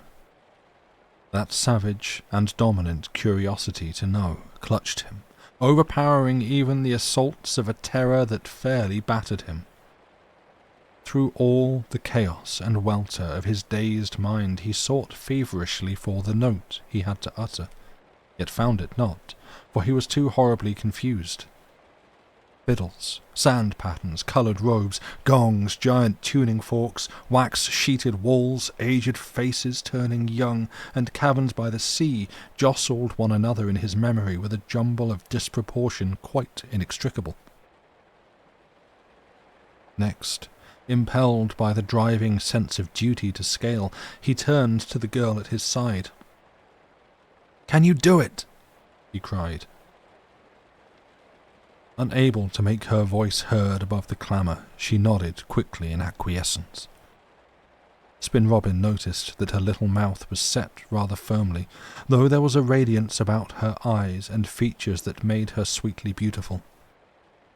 He remembers that her loveliness and her pluck uplifted him above all former littlenesses of hesitation, and, seizing her outstretched hand, they flew up the main staircase, and in less than a minute reached the opening of the long corridor where the rooms were. Here, however, they stopped with a gasp, for a hurricane of moving air met them in the face like the draught from some immense furnace.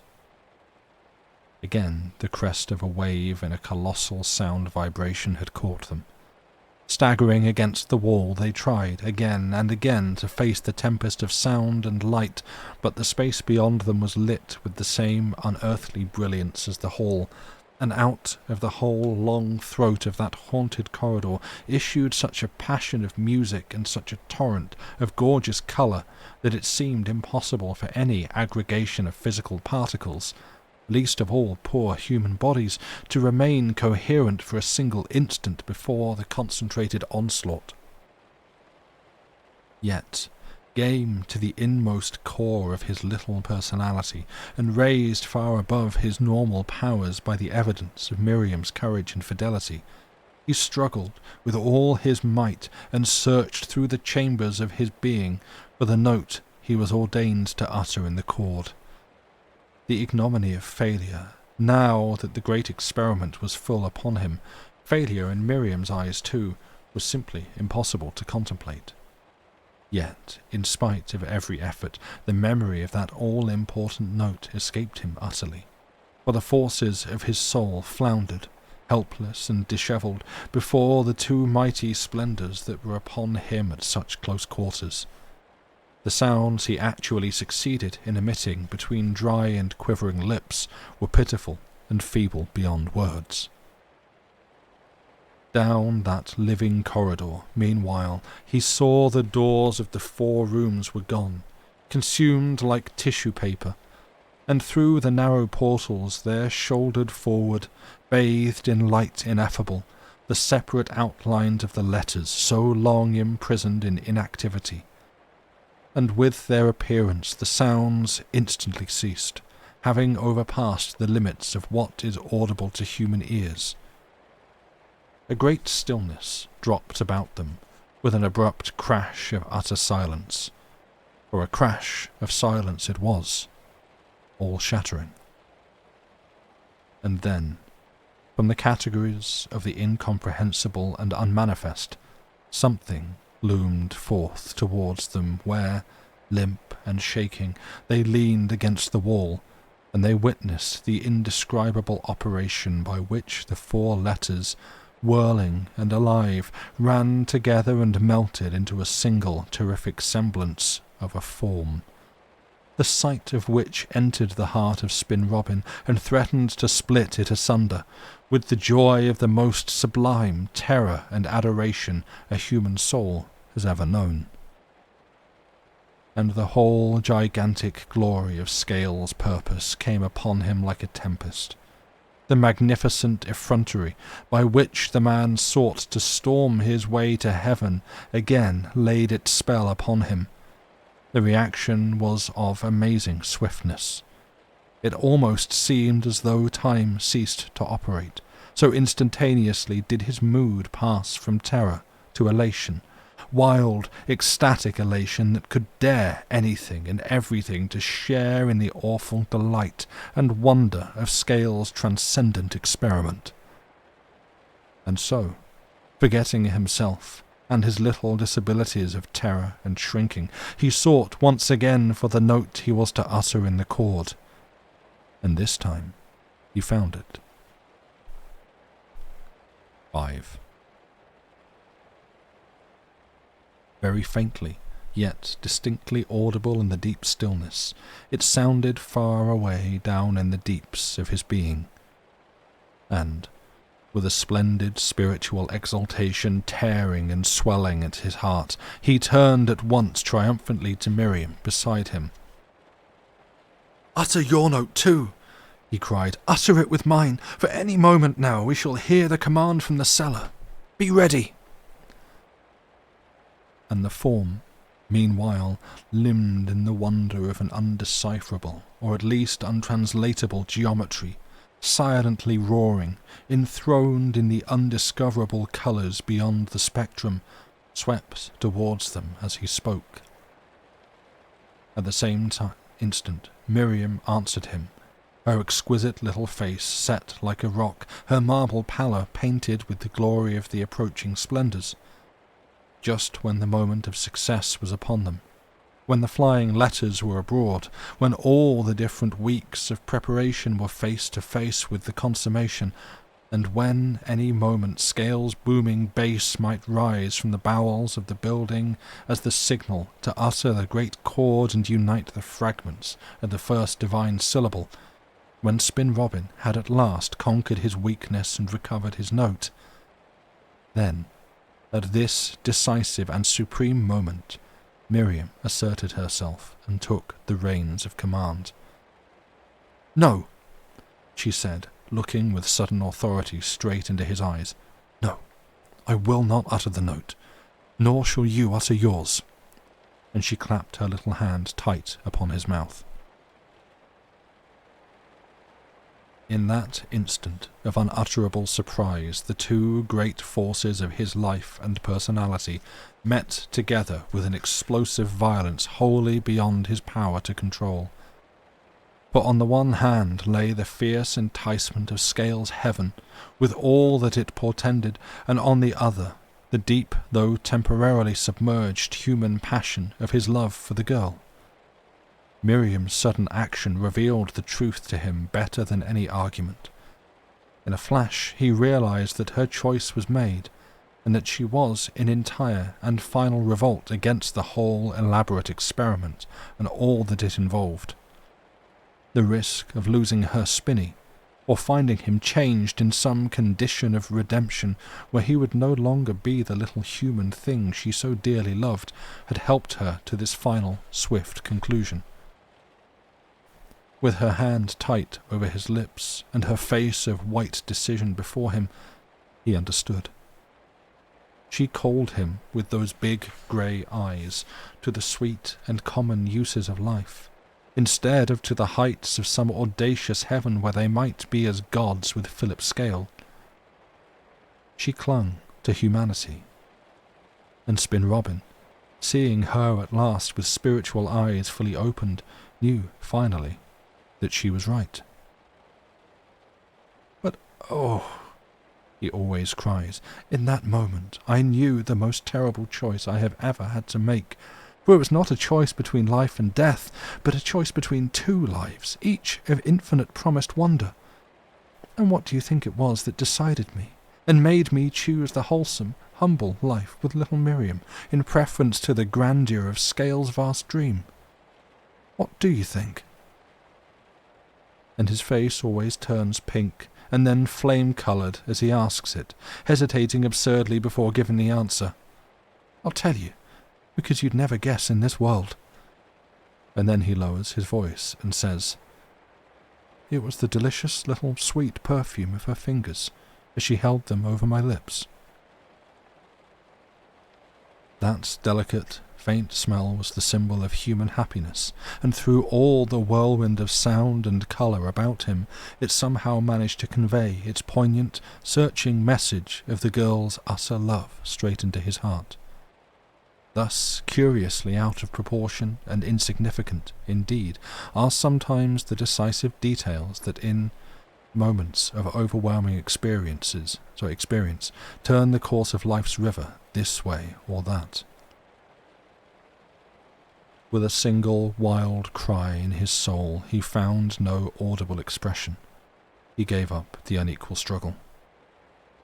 He turned, and, with Miriam by his side, flew down the corridor from the advent of the immensity that was upon them, from the approach of the escaping letters. 6. How Spin Robin found his way out of that sound-stricken house remains an unsolved mystery. He never understood it himself. He remembers only that when they reached the ground floor, the vibration of Scale's opening bass note had already begun.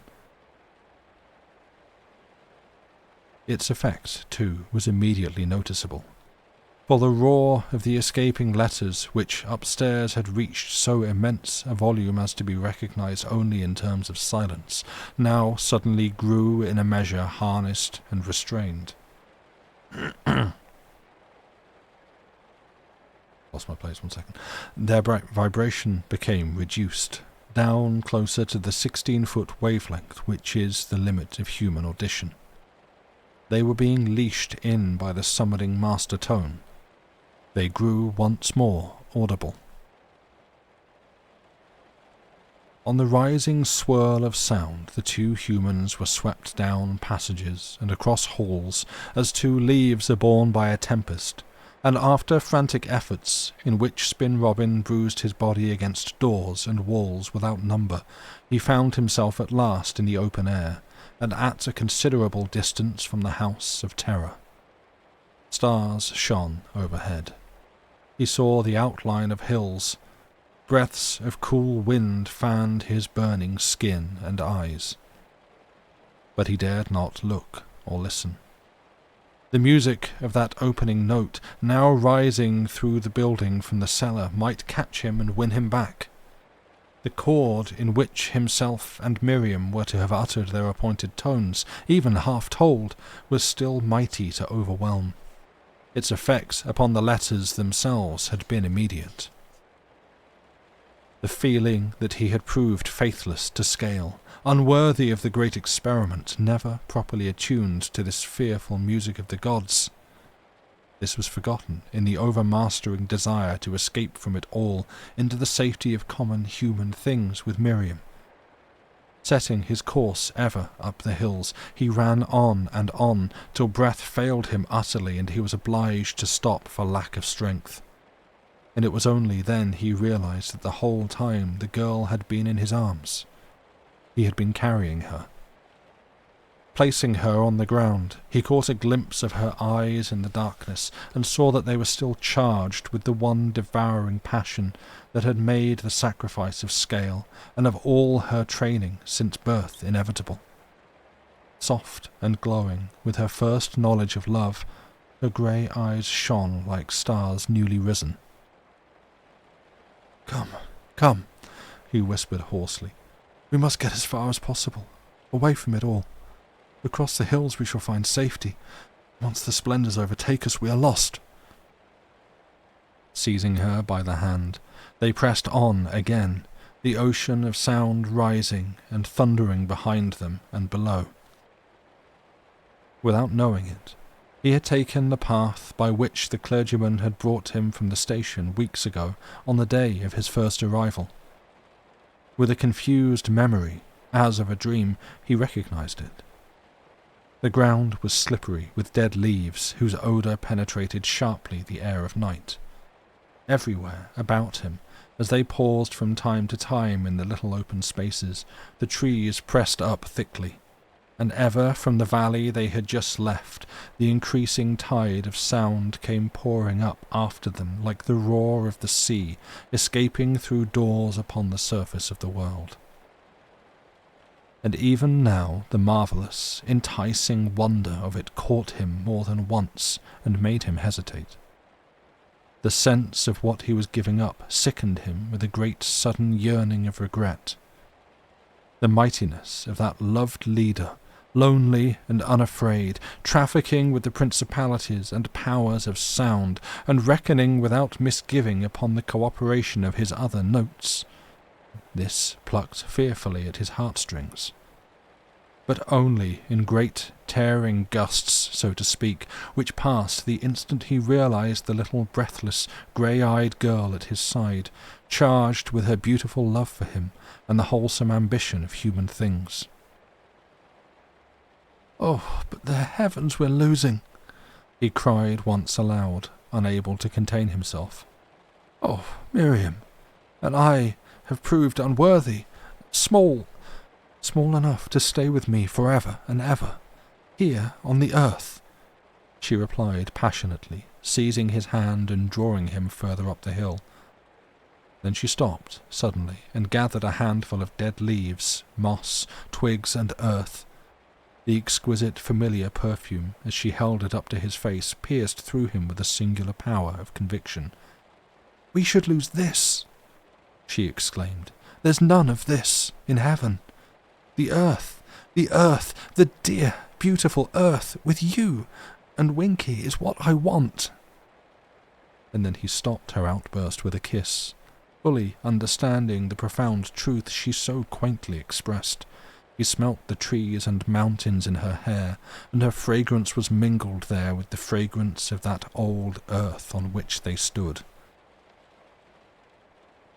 7. The rising flood of sound sent them charging ahead the same minute, for it seemed upon them with a rush, and it was only after much stumbling and floundering among trees and boulders that they emerged into the open space of the hills beyond the woods. Actually, perhaps they had been running for 20 minutes, but to them it seemed that they had been running for days. They stood still and looked about them. "You shall never regret, never, never," Miriam whispered quickly. "I can make you happier than all this ever could." And she waved her arm towards the house below.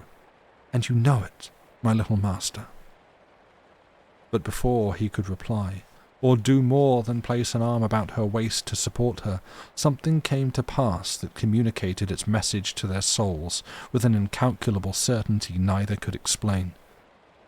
Perhaps it was that distance enabled them to distinguish between the sounds more clearly, or perhaps their beings were still so intimately connected with scale that some psychic warning travelled up to them across the night. But at any rate there came about this sharp and sudden change in the quality of the sound tempest around them that proclaimed the arrival of an exceedingly dramatic moment. The nature of the rushing, flying vibrations underwent alteration, and, looking one another in the eyes, they realized what it meant. "He's beginning," faltered Spin Robin in some skeleton of a voice. "Scale has begun to utter." He said it beneath his breath. Down in the cellar of that awful house, the giant clergyman, alone and undismayed, had begun to call the opening vibration of the living chord which was to gather in this torrent of escaping letters, and unite them in temporary safety in the crypts of the prepared vault. For the first time in 1800 years the initial sound of the name that rusheth through the universe, the first sound of its opening syllable, that is, was about to thunder its incalculable message over the earth. Crouching close against each other, they stood there on the edge of the woods, the night darkly smothering about them, the bare, open hills lying beyond in the still sky, waiting for the long-apprehended climax, the utterance of the first great syllable. "It will make him as God," crashed the thought through Spin Robin's brain as he experienced the pangs of the fiercest remorse he had ever known. "Even without our 2 notes, the power will be sublime." But through Miriam's swiftly beating heart, as she pressed closer and closer, "I know your true name, and you are mine. What else in heaven or earth can matter?" Chapter 14. Scale had indeed begun to utter, And to these two bewildered children standing there alone with their love upon the mountain, it seemed that the whole world knew. Those desolate hills that rolled away like waves beneath the stars, the whispering woods about them, the distant sea eternally singing its own note of sadness, the boulders at their feet, the very stars themselves listening in the heart of night, one and all were somehow aware that a portion of the great name which first called them into being was about to issue from the sleep of ages once again into manifestation. Perhaps to quicken them into vaster life, perhaps to change their forms, perhaps to merge them all back into the depth of the original word of creation, with the roar of a dissolving universe. Through everything, from the heart of the hidden primroses below the soil to the centre of the huge moors above, there ran some swift thrill of life as the sounds of which they were the visible expression trembled in sympathetic resonance with the opening vibrations of the great syllable. Philip's scale had begun to utter. Alone, in the cellar of that tempest-stricken house, already aware probably that the upper notes of his chord had failed him, he was at last in the act of calling upon the name that rusheth through the universe, the syllable whose powers should pass into his own being and make him as the gods.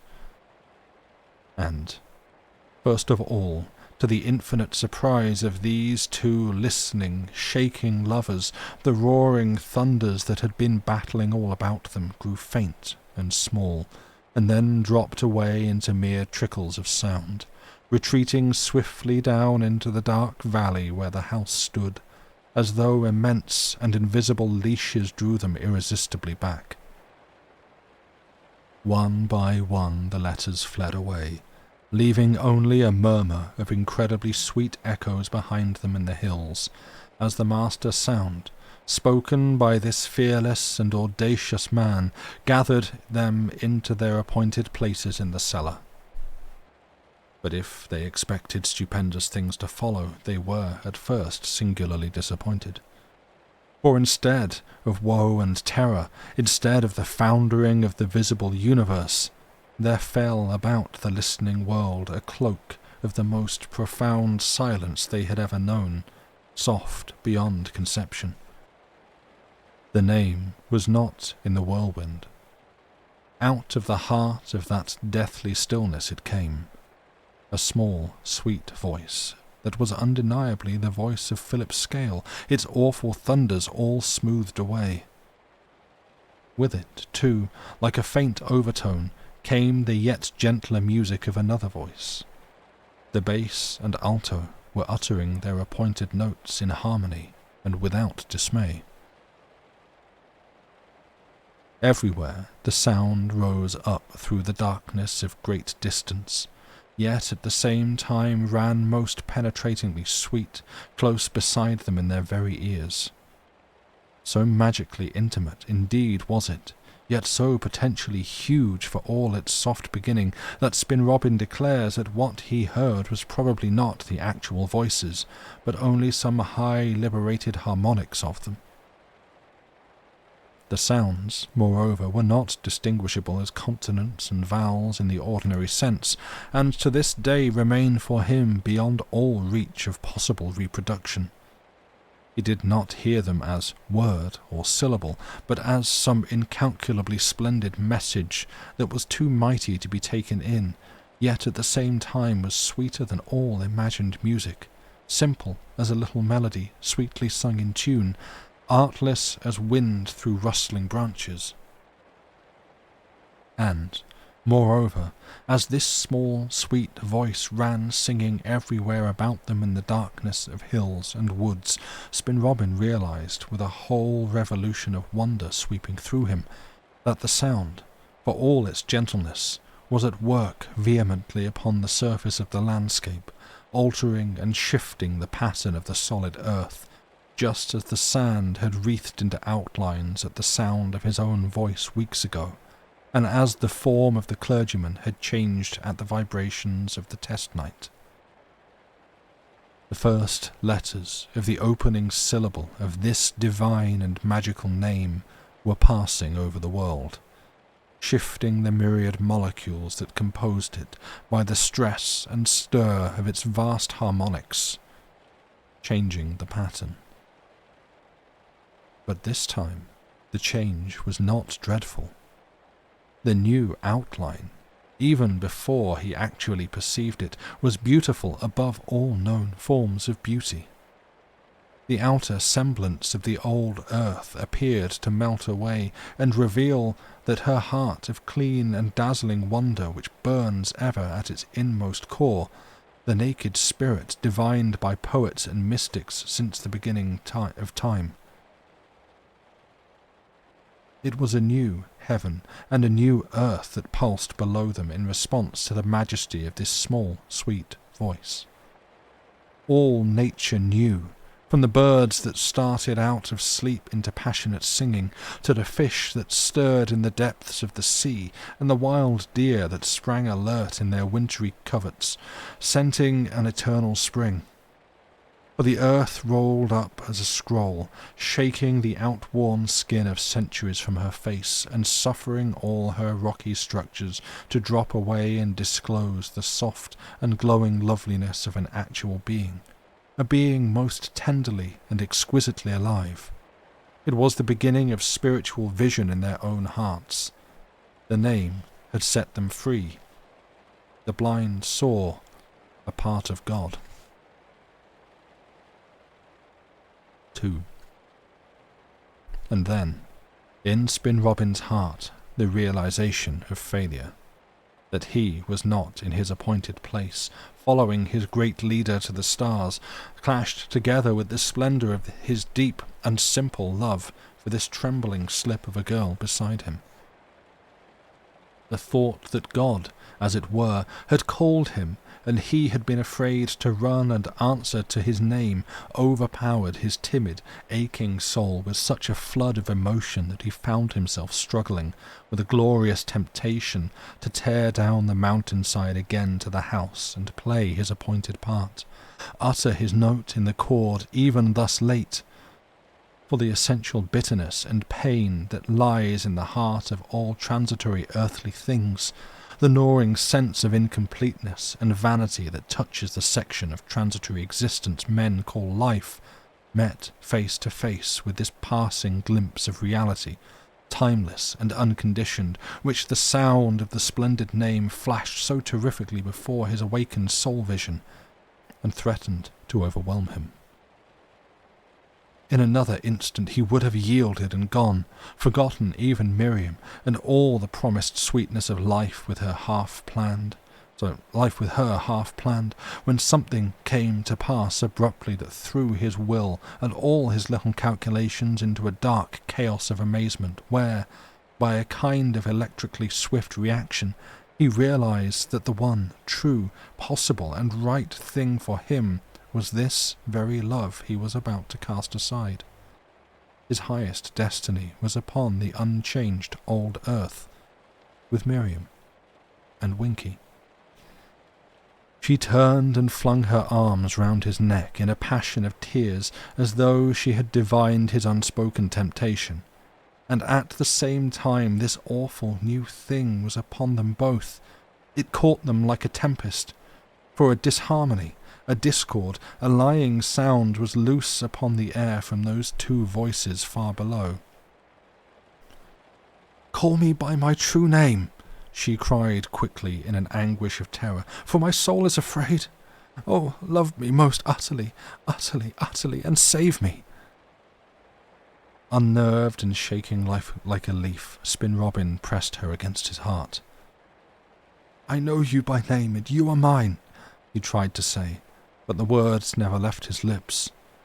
It was the love surging up in his tortured heart that alone held him to sanity and prevented, as it seemed to him in that appalling moment, the dissolution of his very being and hers. For Philip Scale had somewhere uttered falsely. A darting zigzag crack, as of lightning, ran over the giant fabric of vibrations that covered the altering world as with a flood, and the sounds that no man may hear and not die leaped awfully into being. The suddenness and immensity of the catastrophe blinded these two listening children souls. Awe and terror usurped all other feelings but one. Their love, being born of the spirit, held supreme, insulating them, so to speak, from all invading disasters. Philip Scale had made a mistake in the pronunciation of the name. The results were dreadful and immediate, and from all the surface of the wakening world rose anguished voices. Spin Robin started up, lifting Miriam into his arms. He spun dizzily for a moment between boulders and trees, giving out a great wailing cry, unearthly enough that there been any to hear it. Then he began to run wildly through the thick darkness. In his ear, for her head lay close, he heard her dear voice, between the sobs of collapse, calling his inner name most sweetly, and the sound summoned to the front all in him that was best and manly. "My sweet master, my sweet master." But he did not run far. About him on every side the night lifted, as though it were suddenly day. He saw the summits of the bleak mountains agleam with the reflection of some great light that rushed upon them from the valley. All the desolate landscape, hesitating like some hovering ocean between the old pattern and the new, seemed to hang suspended amid the desolation of the winter skies. Everything roared. It seemed the ground shook. The very bones of the woods went shuddering together. The hills toppled. And overhead, in some incredible depths of space, boomed sounds as though the heavens split off into fragments and hurled the constellations about the vault to swell these shattering thunders of a collapsing world. The letters of that terrible and august name were passing over the face of the universe, distorted because mispronounced. Creative sounds, dishevelled and monstrous because incompletely and incorrectly uttered. "Put me down," he heard Miriam cry where she lay smothered in his arms, "and we can face everything together and be safe. Our love is bigger than it all and will protect us." "Because it is complete," he cried incoherently in reply, seizing the truth of her thought and setting her upon the ground. "It includes even this. It is a part of the name, correctly uttered, for it is true and pure." He heard her calling his inner name, and he began forthwith to call her own, as they stood there clinging to one another, mingling arms and hair and lips in such a tumult of passion that it seemed as though all this outer convulsion of the world was a small matter compared to the commotion in their own hearts, revolutionized by the influx of a divine love that sought to melt them into a single being.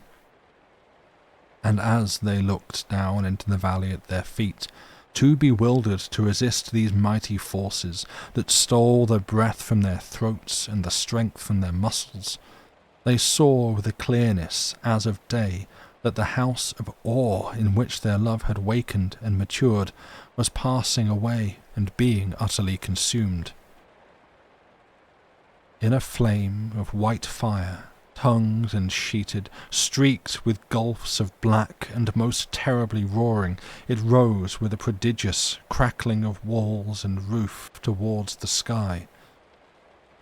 Volumes of coloured smoke, like hills moving, went with it, and with it, too, went the forms, the substance of their forms, at least, of their sounds released, of Philip Scale, Mrs. Maule, and all the paraphernalia of gongs, drapery, wires, sheeted walls, sand patterns, and the preparations of a quarter of a century of labour and audacious research.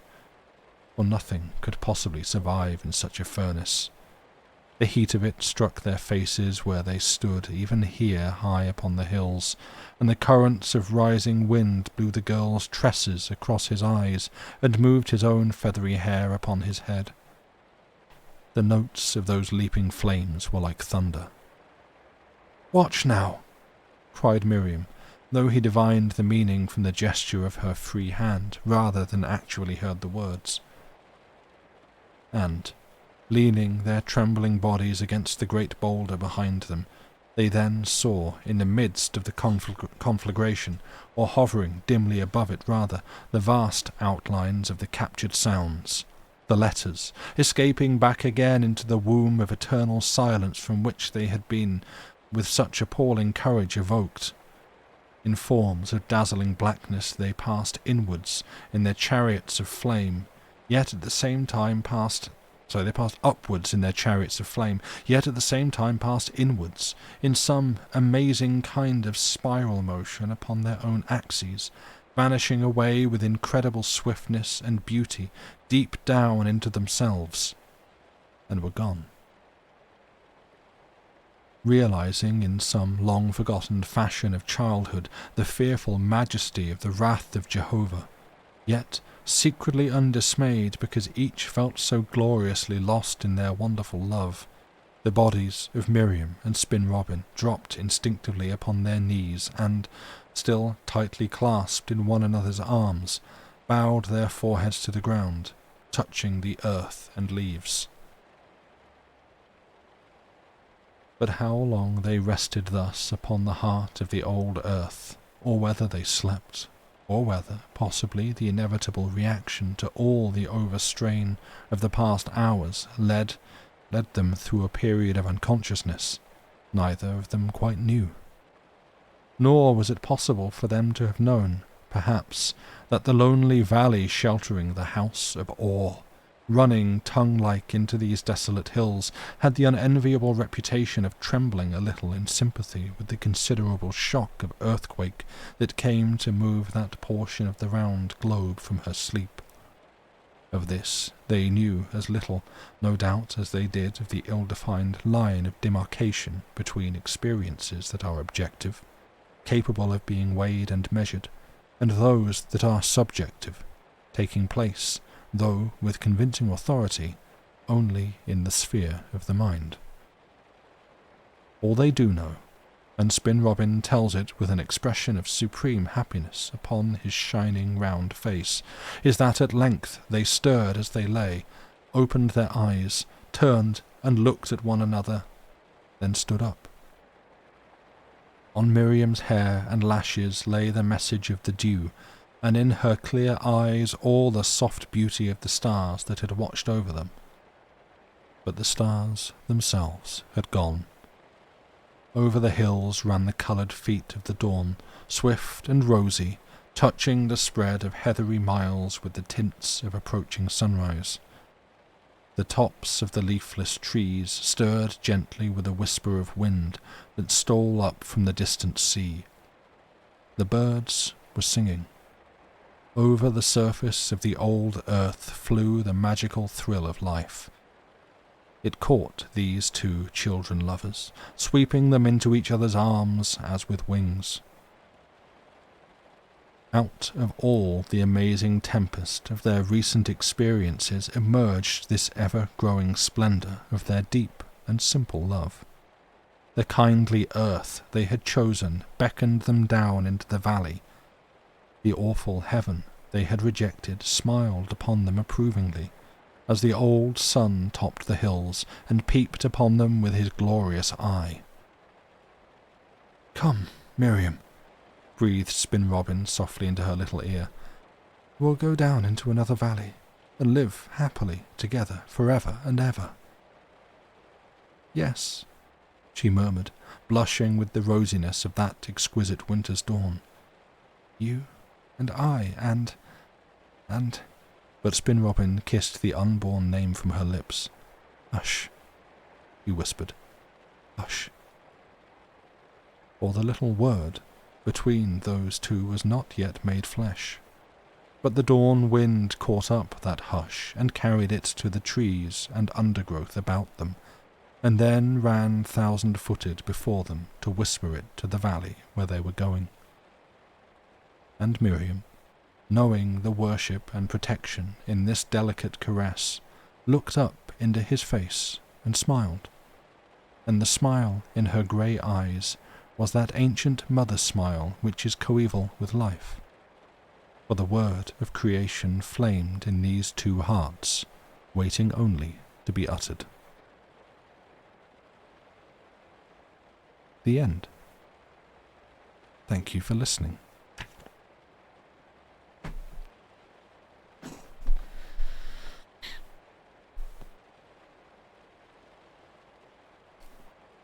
I would have been completely fine if, like... You're welcome. Thank you for listening. Yeah, right. It's a thinker. And I know, like, it's always kind of a little bit of an anticlimax to get to the end of a story and not immediately go, I love that, that was great. There's a lot about that I do like. And there's some other bits that I'm like, yeah... For real, though, the end of this reminds you of the end of Rocky Horror Picture Show. So, gonna put my hands up.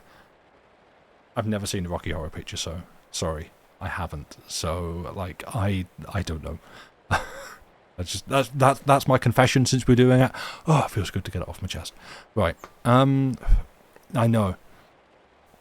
You got very uncomfortable with her calling him master? Yeah, so, like, there are things in this that I am uncomfortable with, and I hope in some small way I managed to convey my discomfort through my voice while reading bits of it, such as the gender dynamics were super uncomfy. Yeah, like, Miriam is only ever described as essentially a small child. Yeah, the bit early on at the start of tonight where, yeah, it talked about, like, moulding her, like, essentially, like, sculpting and, yeah, like, forming her into his ideal wife. Yeah, a bit awkwardly subservient. Yeah, like, there is Born Sexy Yesterday. Is that by any chance a TV trope? Because it sure sounds like one. It's purely because those words aren't capitalized. That's why I'm like, is that a TV trope? Because it sounds like it should be from there. Like, yeah, that I like. So I appreciate. I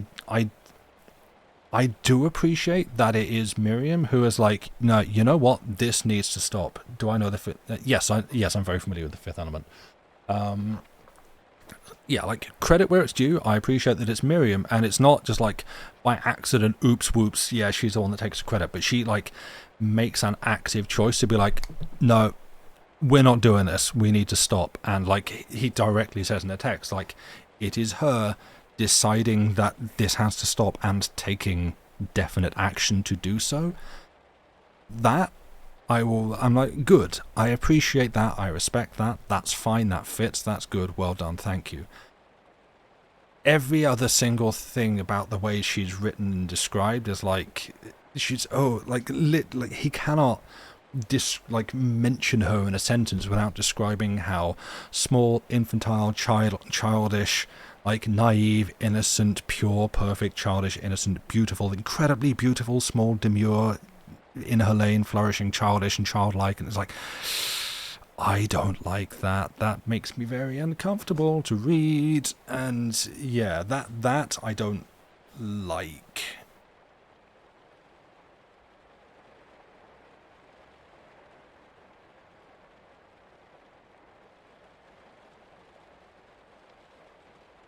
You're almost puking. Yeah, like, it's...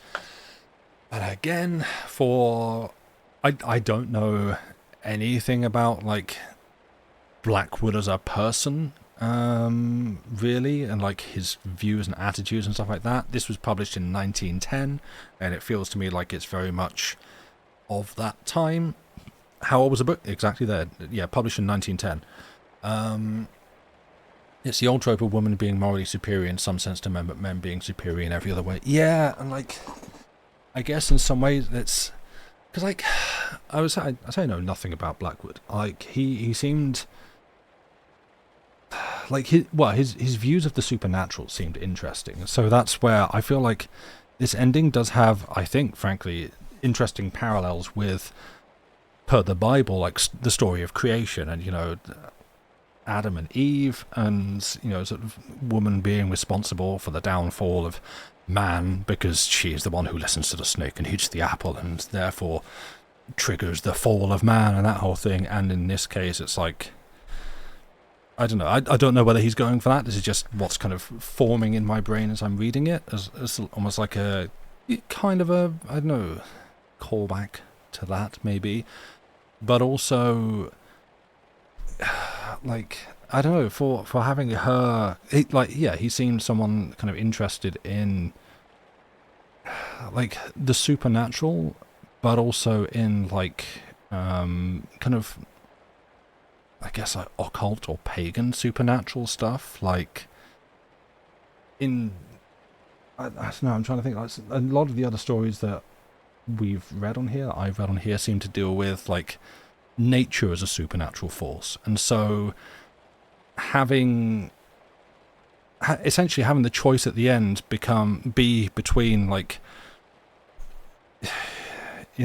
become as gods and ascend to like all-powerful supernatural godhood, or embrace the earth and like accepting that sort of grounding, like literally having her pick up like a handful of dirt and moss and leaves and stuff like that and be like, no, this is what I want. Like I kind of respect that. I like that being like, it's like, sure, yeah, we'll get there eventually, I guess, because certainly according to the text they are living in a world where God and heaven exist, but in perhaps a slightly different form, as not noted down in the Bible. The bit where he was talking about how he gave up heaven for this little slip of a girl, next to him very explicitly Adam and Eve. Yeah, we don't need Eden, we'll go to live on earth and have our own imperfect human life. Yeah, like that. There are parts of the way that it ended, like kind of, I guess, bits in the message of how it ended and like the choice they make between rejecting supernatural godhood and just choosing to remain on earth with each other, that I do like. I am okay with that being the reason they reject what they are doing. I kind of feel sorry for Scale, because he's just there singing singing away on his own in the basement, like having a wonderful time, expecting everything's going well, and then he must have been like, yo, what the, hang on, where the hell's everyone else? And annihilated by God. Yeah, what happened to him? Just cosmic holy flame. Dude should have read the Bible. That happens. Exactly. They ruined his song. Sort of the plot of Disney's Hercules. I haven't seen that either. I'm 2 for 2 this evening. Going great. Yeah, like I kind of feel sorry for Scale. You hope you miss a note in choir and get smitten by the wrath of God. I mean, again, it's all there in the Bible. And yeah, in terms of like the actual like it yeah, I'm trying to remember which stories in the Bible have people like essentially seeing a tiny portion of a fraction of a minuscule percentage of the power of God and just get completely physically annihilated by it. But it's like, in terms of like the consequences, Shades of the Tower of Babel, yeah, a bit of that, or is it on Paul on the road to Damascus or something? Just like, yeah, just like well, yeah, kind of, I guess, Sodom and Gomorrah, Lot's wife. Yeah, there's a number of instances in the Bible, say, where someone witnesses the like God's footprint, essentially, or like a description of a memory of a time that someone's friend's wife's dog's cousin saw God's footprint, and it just annihilates them. Bible's full of tropes. Yeah, exactly. And so this, in that kind of context of like, oh, you tried to speak the name of God, what did you think was going to happen? Blat. Just incinerated. Like, yeah, no, that checks out. So again, there's bits on, like, yeah, there's a lot there there's a lot there that I like, and I think the way that some of it's written, like rather than just, exactly, there's lots to chew on, which, I mean, I don't know, we can do now. Lot's wife, lots to chew on, yeah. Here's your salt lick. But then, then what do we think would have happened if they didn't? I was waiting for that reaction. Sorry. What do we think would have happened if they didn't choose to leave and instead took their part in uttering the name? Would they have succeeded then, or would they have also been obliterated? Yeah, so that's interesting, because it seems like in the narration, it seems to say with utter certainty that Scale got the name wrong, and that is why he was obliterated, because he spoke falsely. Which... yeah, like and this is I guess my problem with, like, not my problem, but the problem that I have, and it's where I struggle with like fully understanding these kinds of things, because it's like, so wait, is the narrator absolutely true and correct in that? There was a line earlier about only one person who screwed up would suffer the consequences, but not sure we're supposed to believe that. Exactly, it's like, because he's dealing with things that are so vast and inscrutable and like just difficult to understand, frankly. It's like, is that correct? Is the narrator correct? And what we have seen and what Spin Robin and Miriam saw was the consequence of Scale uttering incorrectly.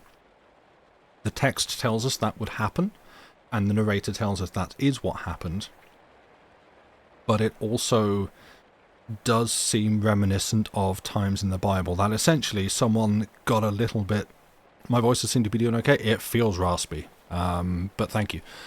But like, yeah, well, that seems to line up with the consequence of just someone having a face-to-face encounter with the unimaginable power of God. And that, to me, it almost kind of tracks with, yeah, it works. Interpretation is less he said it wrong, but he was wrong more in his intention or his focus. Yeah, well, I mean, to me, it just feels like, yeah, it works. And this is what happened. You invoked the power of the almighty creator of all things. Kind of, you called God and he answered. And he's like, yeah, what? And it just blew everything up. That's kind of how it feels to me. You done goofed. Well, you done goofed, but not how you thought. Like, you failed successfully, or you successfully failed, I don't know. Well done. Here's your reward. So, yeah, I'm not sure, but I might just be wrong in that. It might just, like it does say in the text, like, he had uttered incorrectly, and, yeah. Seeking power for power's sake isn't painted as a good thing in fiction. Yeah, like, and that's the thing. Like, it's, yeah, like you said, and I was thinking it as well. Like, it kind of lines up a little bit with the Tower of Babel. It's like you've attempted to do something. You have sought a power that you have been expressly told by the person who you are trying to reach. Do not do this. And you're gonna, like, don't do it. Okay, but I'm gonna do it. No, don't. Okay, but I will. And just gone. So, yeah, like, I don't know. It's interesting. And the whole thing would have been completely fine. It would have, like, if, to the point where now that I have finished it, I would like to just go through with a marker pen and just completely edit out and omit Winky. Like, I don't get it. I don't. And again, as like a... For the conclusion, that there is again, on the whole, like, gender roles and relationship, and they had discovered this pure, true love. Like, sure, I enjoy Interstellar. I think Interstellar's a fantastic film. I'm not going to argue against it there, and I'm not going to argue against it here. Like, sure, if you want that to be, like, the thing that formed and is recognized as, like, an element of the universe that protects them from this cosmic annihilation, you know what, sure, that's fine, let's go with it. Then kind of going further and deeper into the gender roles of, like, it kind of seems to allude to, thank you, you ate my brothers, you can stick around. I've had arguments with friends online who take it very personally that I like that film, so I get very defensive of it. But I think Interstellar is great, I agree. But on the end, where it's like they are kind of, it's like now their task, their goal, their purpose in life is to go and create new life, and I'm like, I got a modern view on that that's a little bit different, but for the narrative, for the story, like, it is all about creation and making, and they want to become as gods, and what does God do? Create things and make things, and that's kind of what they're seeking to, the power they're seeking to harness, and kind of so by kind of pointing towards the end, it's like, everybody's going to go off and have kids. It's not what I'd recommend someone do, but it tracks, it follows, it's fine, I can line it up. Going, hi God, expect to be rewarded almost godliness is a little bit naive. Exactly. Like, it's, what's the... I can't think how it was worded, but, it's like people talking about, well, I guess, sort of Lovecraft's cosmic horror and stuff, and people, frankly, managing to utter the name of an eldritch god. And, essentially the analogy given, like, well, how would you react if an ant spoke your name? And sort of saying it like that, like, oh, yeah, no, actually, that would be intriguing to me. Like put it on that level, that scale of, like, a weird cultist just suddenly happen to actually accidentally speak the name of a god. Or you walk outside and the ants are like, they've arranged themselves to spell your name on the pavement outside, and you're like, oh, that's weird. And... yeah, but in this case, they spoke the name of God, and God came after them with a big magnifying glass. You'd be suitably terrified if an ant said your name? Exactly. Which is why that's like, oh yeah, that's a useful analogy to me, because it gives me a sense of how the God would react in that sense, in that position. As someone who missed 80% of the story of this, you do not know who or what Winky is, right. As someone who's read the whole thing cover to cover, frankly, twice, it's sort of a weird incidental side character who's mentioned at the start. It gives the whole thing almost a sense of, like, being a story for children. Because even though it's not, like, because you've got... So, at the start, it's mentioned that Spin Robin, the protagonist, learned as a child that he sort of had this slightly weird power of, like, naming things. He just had, like, a sense, kind of like an imaginary friend, except it's real. Yeah, sort of like a little imaginary friend that he found he was able to manifest by calling its name, using this, say, like, childhood power that he learned he had of kind of being able to assert a little bit of power over things by true naming them. I'm going to stop reading that sentence aloud. And yeah, right, and so it's like, and it's this weird, I can find the description, I can try to find the description anyway. Actually, yeah, what's the other bit? There was another, seriatim was the other word that Seriatim was the word I nearly tripped over. It's like it's mentioned just right near the start that it was like it's this weird little, almost mouse-like figure, I think, but like a little man, that he could, like, manifest and kind of sent to bother his sister. Okay,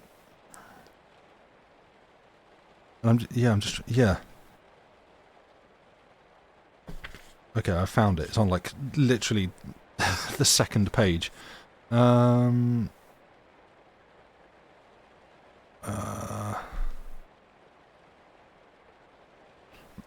Once having terrified his sister by affirming that a little man he had created would come through her window at night and weave a peaked cap for himself by pulling out all her hairs that hadn't gone to sleep with the rest of her body, he took characteristic measures to protect her from the said depredations. He sat up the entire night on the lawn beneath her window to watch, believing firmly that what his imagination had made alive would come to pass. She did not know this. On the contrary, he told her that the little man had died suddenly. Only he sat up to make sure. And for a boy of 8, those cold and haunted hours must have seemed endless from 10 o'clock to 4 in the morning, when he crept back to his own corner of the night nursery. He possessed, you see, courage as well as faith and imagination. Yet the name of the little man was nothing more formidable than Winky. So, yeah, he's just like... He is a literal little guy. He's just a little guy. But he's just like... Yeah, and then his fingers would have... no, not Winky, never, he explained, scornfully jealous of his offspring's reputation. He'd do it with his rummy little fingers, like pulling hairs out. And then his fingers would have claws at the end, she insisted, for no amount of explanation could persuade her that a person named Winky could be nice and gentle, even though he were quicker than a second. He added that his death rejoiced her. Like... Yeah, it's like Winky could have been very soft and furry, been a very soft and furry little person, swift as a shadow, nimble as a mouse, just the sort of fellow who would make a conical cap out of a girl's fluffy hair, and love them. So it's just a little guy who comes into your room and steals your hair and turns it into a hat.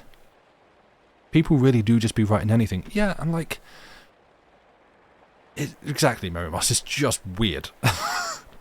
Like, he did write children's stories. He did do that, did Blackwood. And so it sort of feels like a little bit of that.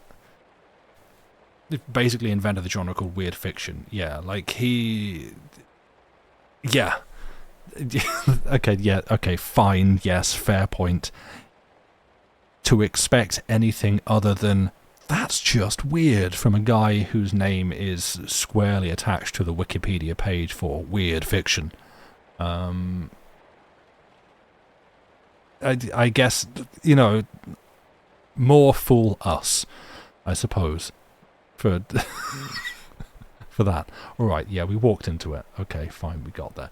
But it is though, and maybe if it had a different name, maybe if it had been called something else, I wouldn't have had such a problem with it. But for it to be like this important plot point where Miriam's kind of almost jealous of it and like upset that it doesn't, it's like, I don't know, it, in the context of everything else in the story, it just kind of comes out of nowhere.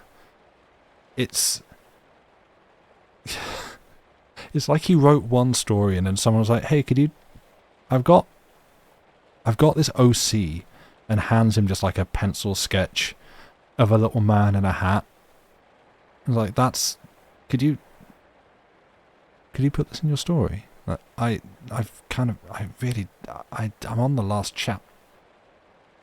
Really? Yeah, if you could. I guess he does imagine things. Okay, it's a little man. He just imagines a little man. He comes into your... OC, which equals original character? Yes. He comes into your room and he steals your hair? Can he do that? Can he steal your hair? Yeah, okay. This sort of hat of his, can it be made of human hair? Yeah, okay, great. He's in. Winky's in the story. Great. There we go. We'll put him in here. We'll mention him twice in the middle, and then at the end he's going to be pivotal in them deciding that they want to live together as man and wife and their weird pet little guy Winky. And yeah, yes, exactly, right. It's like,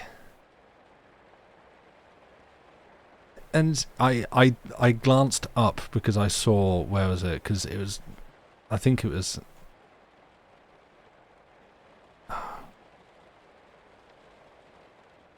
where was it? With Miriam. Oh, and Winky. What? Like that line. I now pronounce you man and wife and a weird little guy. Yeah, and the weird little guy is holding the ring, but the ring's also made of human hair. Great, cool, thanks. And it's on his hat. And yeah. Well, I'm, don't give rings to weird little guys. Yeah, true, that's how you ended up wedded to the Fae. Old Tolkien, okay, you went hobbits, sure, that works too. Well, no, do give rings to, well, hang on, which weird little guys are we talking about? Hobbits or golems? Because, I mean, frankly, it worked out okay in the end. Like, Gollum Frodo's not weird, he's a little weird. Frodo is a little weird.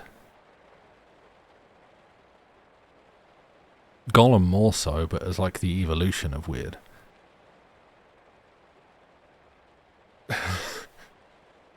Ends justified by means? Exactly. Ends justified by means? Yeah, exactly. So, you kind of got a jump scare Google every time Winky was mentioned. I could see it coming up. This is the problem. I'm reading and I'm like, oh, I see that capital... Oh, the capital W on the next line. I'm going to have to say it again, and I'm going to have to try and say it earnestly because... And again, it's not, like, it's this weird side cartoon character from, like, a children's TV series who just pops up now and again, but the characters are talking about him really earnestly.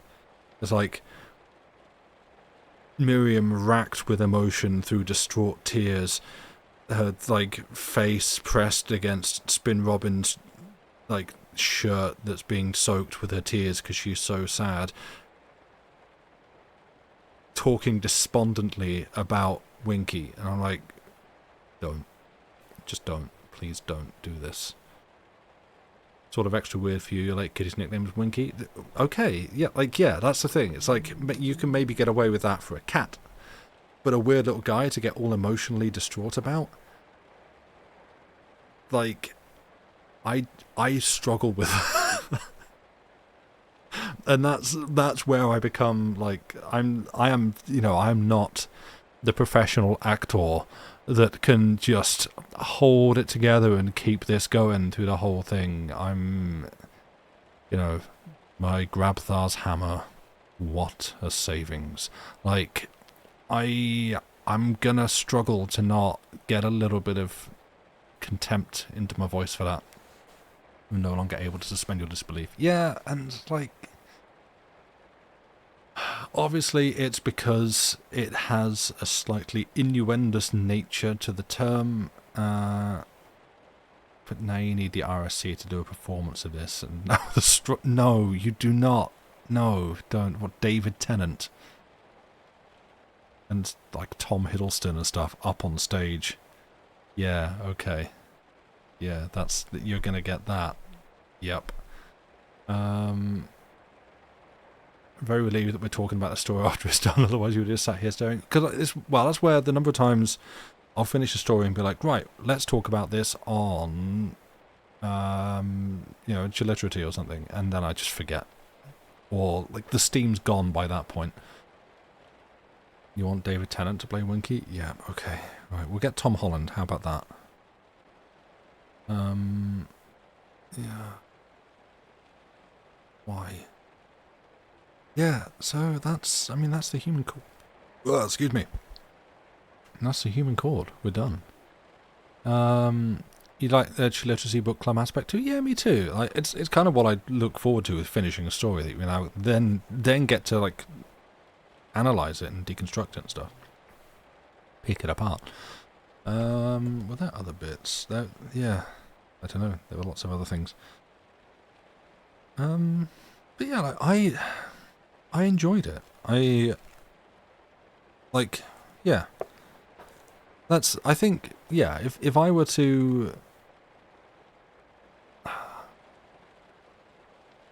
Yeah, if I were to complain about it, I mean, that part's obvious. It's, literally the first thing that I would say... Well, yeah, the first thing. The first two things are fear and surprise. The three things. Fear, surprise, and... The first two things that I would say are I would like if Miriam were written differently and not constantly described as this just a literal child, a literal naive, doe-eyed, moldable piece of clay child, because that relationship dynamic makes me deeply uncomfortable and I don't like it. So if we could not have that, and maybe if we could just start by naming Winky something different, I would, like, that's where I would go. But, like, putting those things aside, I didn't dislike it. I thought it was, like, the atmosphere, the vibes, it didn't go where I expected. There was a lot. Call him Jeff, we're going to call him Steve, Smeagol. Okay, good suggestions, chat. We'll keep workshopping this one. You're not sure how much you enjoyed it, but it gave you a lot to think about and you enjoyed listening to me read it. Well, thank you. Yeah, like, I enjoyed reading it, for the most part. And... one second. You can hear me typing so loudly, sorry.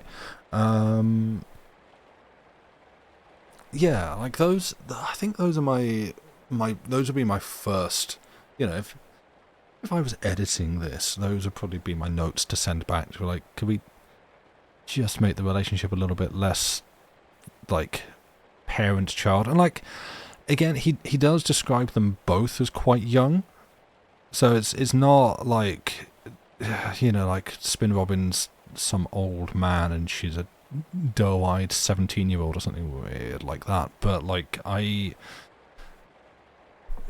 yeah, he does also describe Spin Robin in a similar way, but not the same way, and they are very clearly not on an even keel, and it was more so for her, yeah, like, definitely, and I'm not trying to play that down, like, as I've said, I don't like it, please don't do it, please change this. Sorry, some guy who has apparently been extremely well endowed is just letting everyone know how large pairs of boxer shorts he wears by driving his car extremely loudly up and down the street outside. Truly, we are in the presence of something magnanimous. Like, it's, you know, I hope that their engine blows up. Does it look like going, you're 16 going at 17, I'm 17 going at 18, I'll take care of you, thing from The Sound of Music. Yeah, it just, he had a life before Scale, she just literally existed as a plot device. Yes, exactly. And, like, yeah, in short, it's not the kind of relationship or relationship dynamic that I like in this kind of thing. Or at all. Let's not, you know, unless we are writing it specifically to say, yo, that's messed up, don't do that, don't. Then, you know, we'll see. But in this, where it's like, oh no, it was good and pure and it gives you the ick, yeah, me too. And so I don't want that. But, yeah, and again, like, it didn't go where I expected. From the outset, with the whole, like, yeah, we're isolated in the middle of the Welsh countryside and conducting experiments into, like, kind of the sort of, I guess, magical scientific properties. Yeah, that's a good sentence, of sound and the powers contained within. Like, okay, that's interesting. And, like, kind of when it veered onto, and, like, in quotation marks, you know, like, and the Bible is real, and we're trying to invoke the power of literal capital G from the Bible, God. Like, well, it's not what I expected. I thought something, you know, something different, and yeah, so I had to, like, that's where I had to start adjusting my expectations.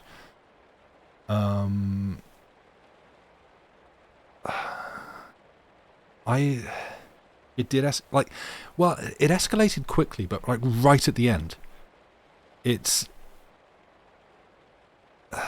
I said it a while back in reading this, but it feels like and this is a completely inane sentence, I'm aware, but it feels like a long short story. Like the pacing of it felt like there was a lot. There was a lot of like long, slow build up. It's that long, slow build up of things that you already know and you've already figured out. And I feel like I've had this happen a number of times with stories that we've read, and I say that, and I cannot think of a single other example, because that's the way my filing system in my brain works, that the story seems to treat its like big, shocking bomb drop revelations as such, and I'm there as the reader going, yeah, that 5 chapters ago, why is this new news? I know this, we knew this, did we not? And I don't know if it's just that I've got there ahead of the story, or like I can't tell sometimes whether I've just figured something out fast, or I'm not meant to be as surprised by this as I imagine the author's expecting me to be, or whether the author's genuinely writing for an audience that could not put 2 and 2 together, and when told we're trying to figure out the name of the Almighty, that means God. Older fiction has it sometimes, where now we're so familiar with the tropes you don't have to spend the time getting the audience familiar with it, whereas back then it wasn't such an established thing. Yeah, maybe. That could be it. Because yeah, there's like... the pacing, it just felt like it took a very long, slow, patient time to get to stuff that I was kind of already expecting. Yeah, oh, that's Almighty. Oh, I thought you were saying Jod. I thought it was like a nickname of a friend or something. Like, yeah, it's, I don't know. And like, no, not Bruce Almighty. No, sadly not. No, we don't talk anymore. Don't have his number. And yeah, like I enjoyed it. He finished his book. I don't regret reading this. 4 out of 5. Maybe just understand fast and with few clues. Some don't put 2 and 2 together until they reveal. Yeah, maybe. I don't know. What I'm trying to figure out is, I guess I need to read it again. Like, where in the story I realised that they were trying to invoke the name of God. Like, literal, actual capital G from the Bible, God. Like, signed his name on the cover and stuff. Because I feel like I was saying that very early on. And figured that out very early on. And, I mean, I guess, well, no, you see, because, like, 67 pages, scale saying, make us as gods, and it is written, okay, I guess maybe that's slightly cheating, because in the book it is written with a capital G. And so therefore I'm seeing that and like, oh, right, then yeah, you mean the guy from the Bible. The main character from the Bible. Because you've written gods with a capital G. And also, I guess I understand, again, I suppose per tropes, that when you talk about, when you have a primary character say, hey, my plan is to make us as gods, I'm probably going to make a leap from there and go, oh, you mean you're actually going to harness the power of God? Right, we've got that. And yet, you've got Spin Robin constantly going, oh, I wonder what we're trying to do. I'm baffled and flummoxed and confounded by this goal that we're trying to achieve. And like, my guy. You also capitalise experiment in that sentence, so it could be conceivably just be capitalising important words for emphasis. Oh, so he was also a TV tropes writer. Interesting. Got there, boom. Like how everything in Dracula is anticlimactic now, because even if you've never read the actual story, you know all of it through cultural osmosis. Yeah, true. Like, my goodness. 200 pages in, he's a Dracula. wow, what, the guy with the pale skin and the pointy teeth, and he keeps like going out at night and never by day, and turns into a bat and bites people on the neck, and there's blood, and he smells really bad because he's a corpse, and like, what's a Dracula? It's him? I never would have seen that. Like, yeah, you can't be cynical about that because you just know this stuff when the audience at the time wouldn't have. You don't know if you just read a description of the story and knew it before you listened to it, or if you deduced stuff from the guy being a minister and stuff. Yeah. Might be hard to get to the powers of God from someone that isn't actually God. Or get the powers of... Yeah, true. You know, he's not just giving those out.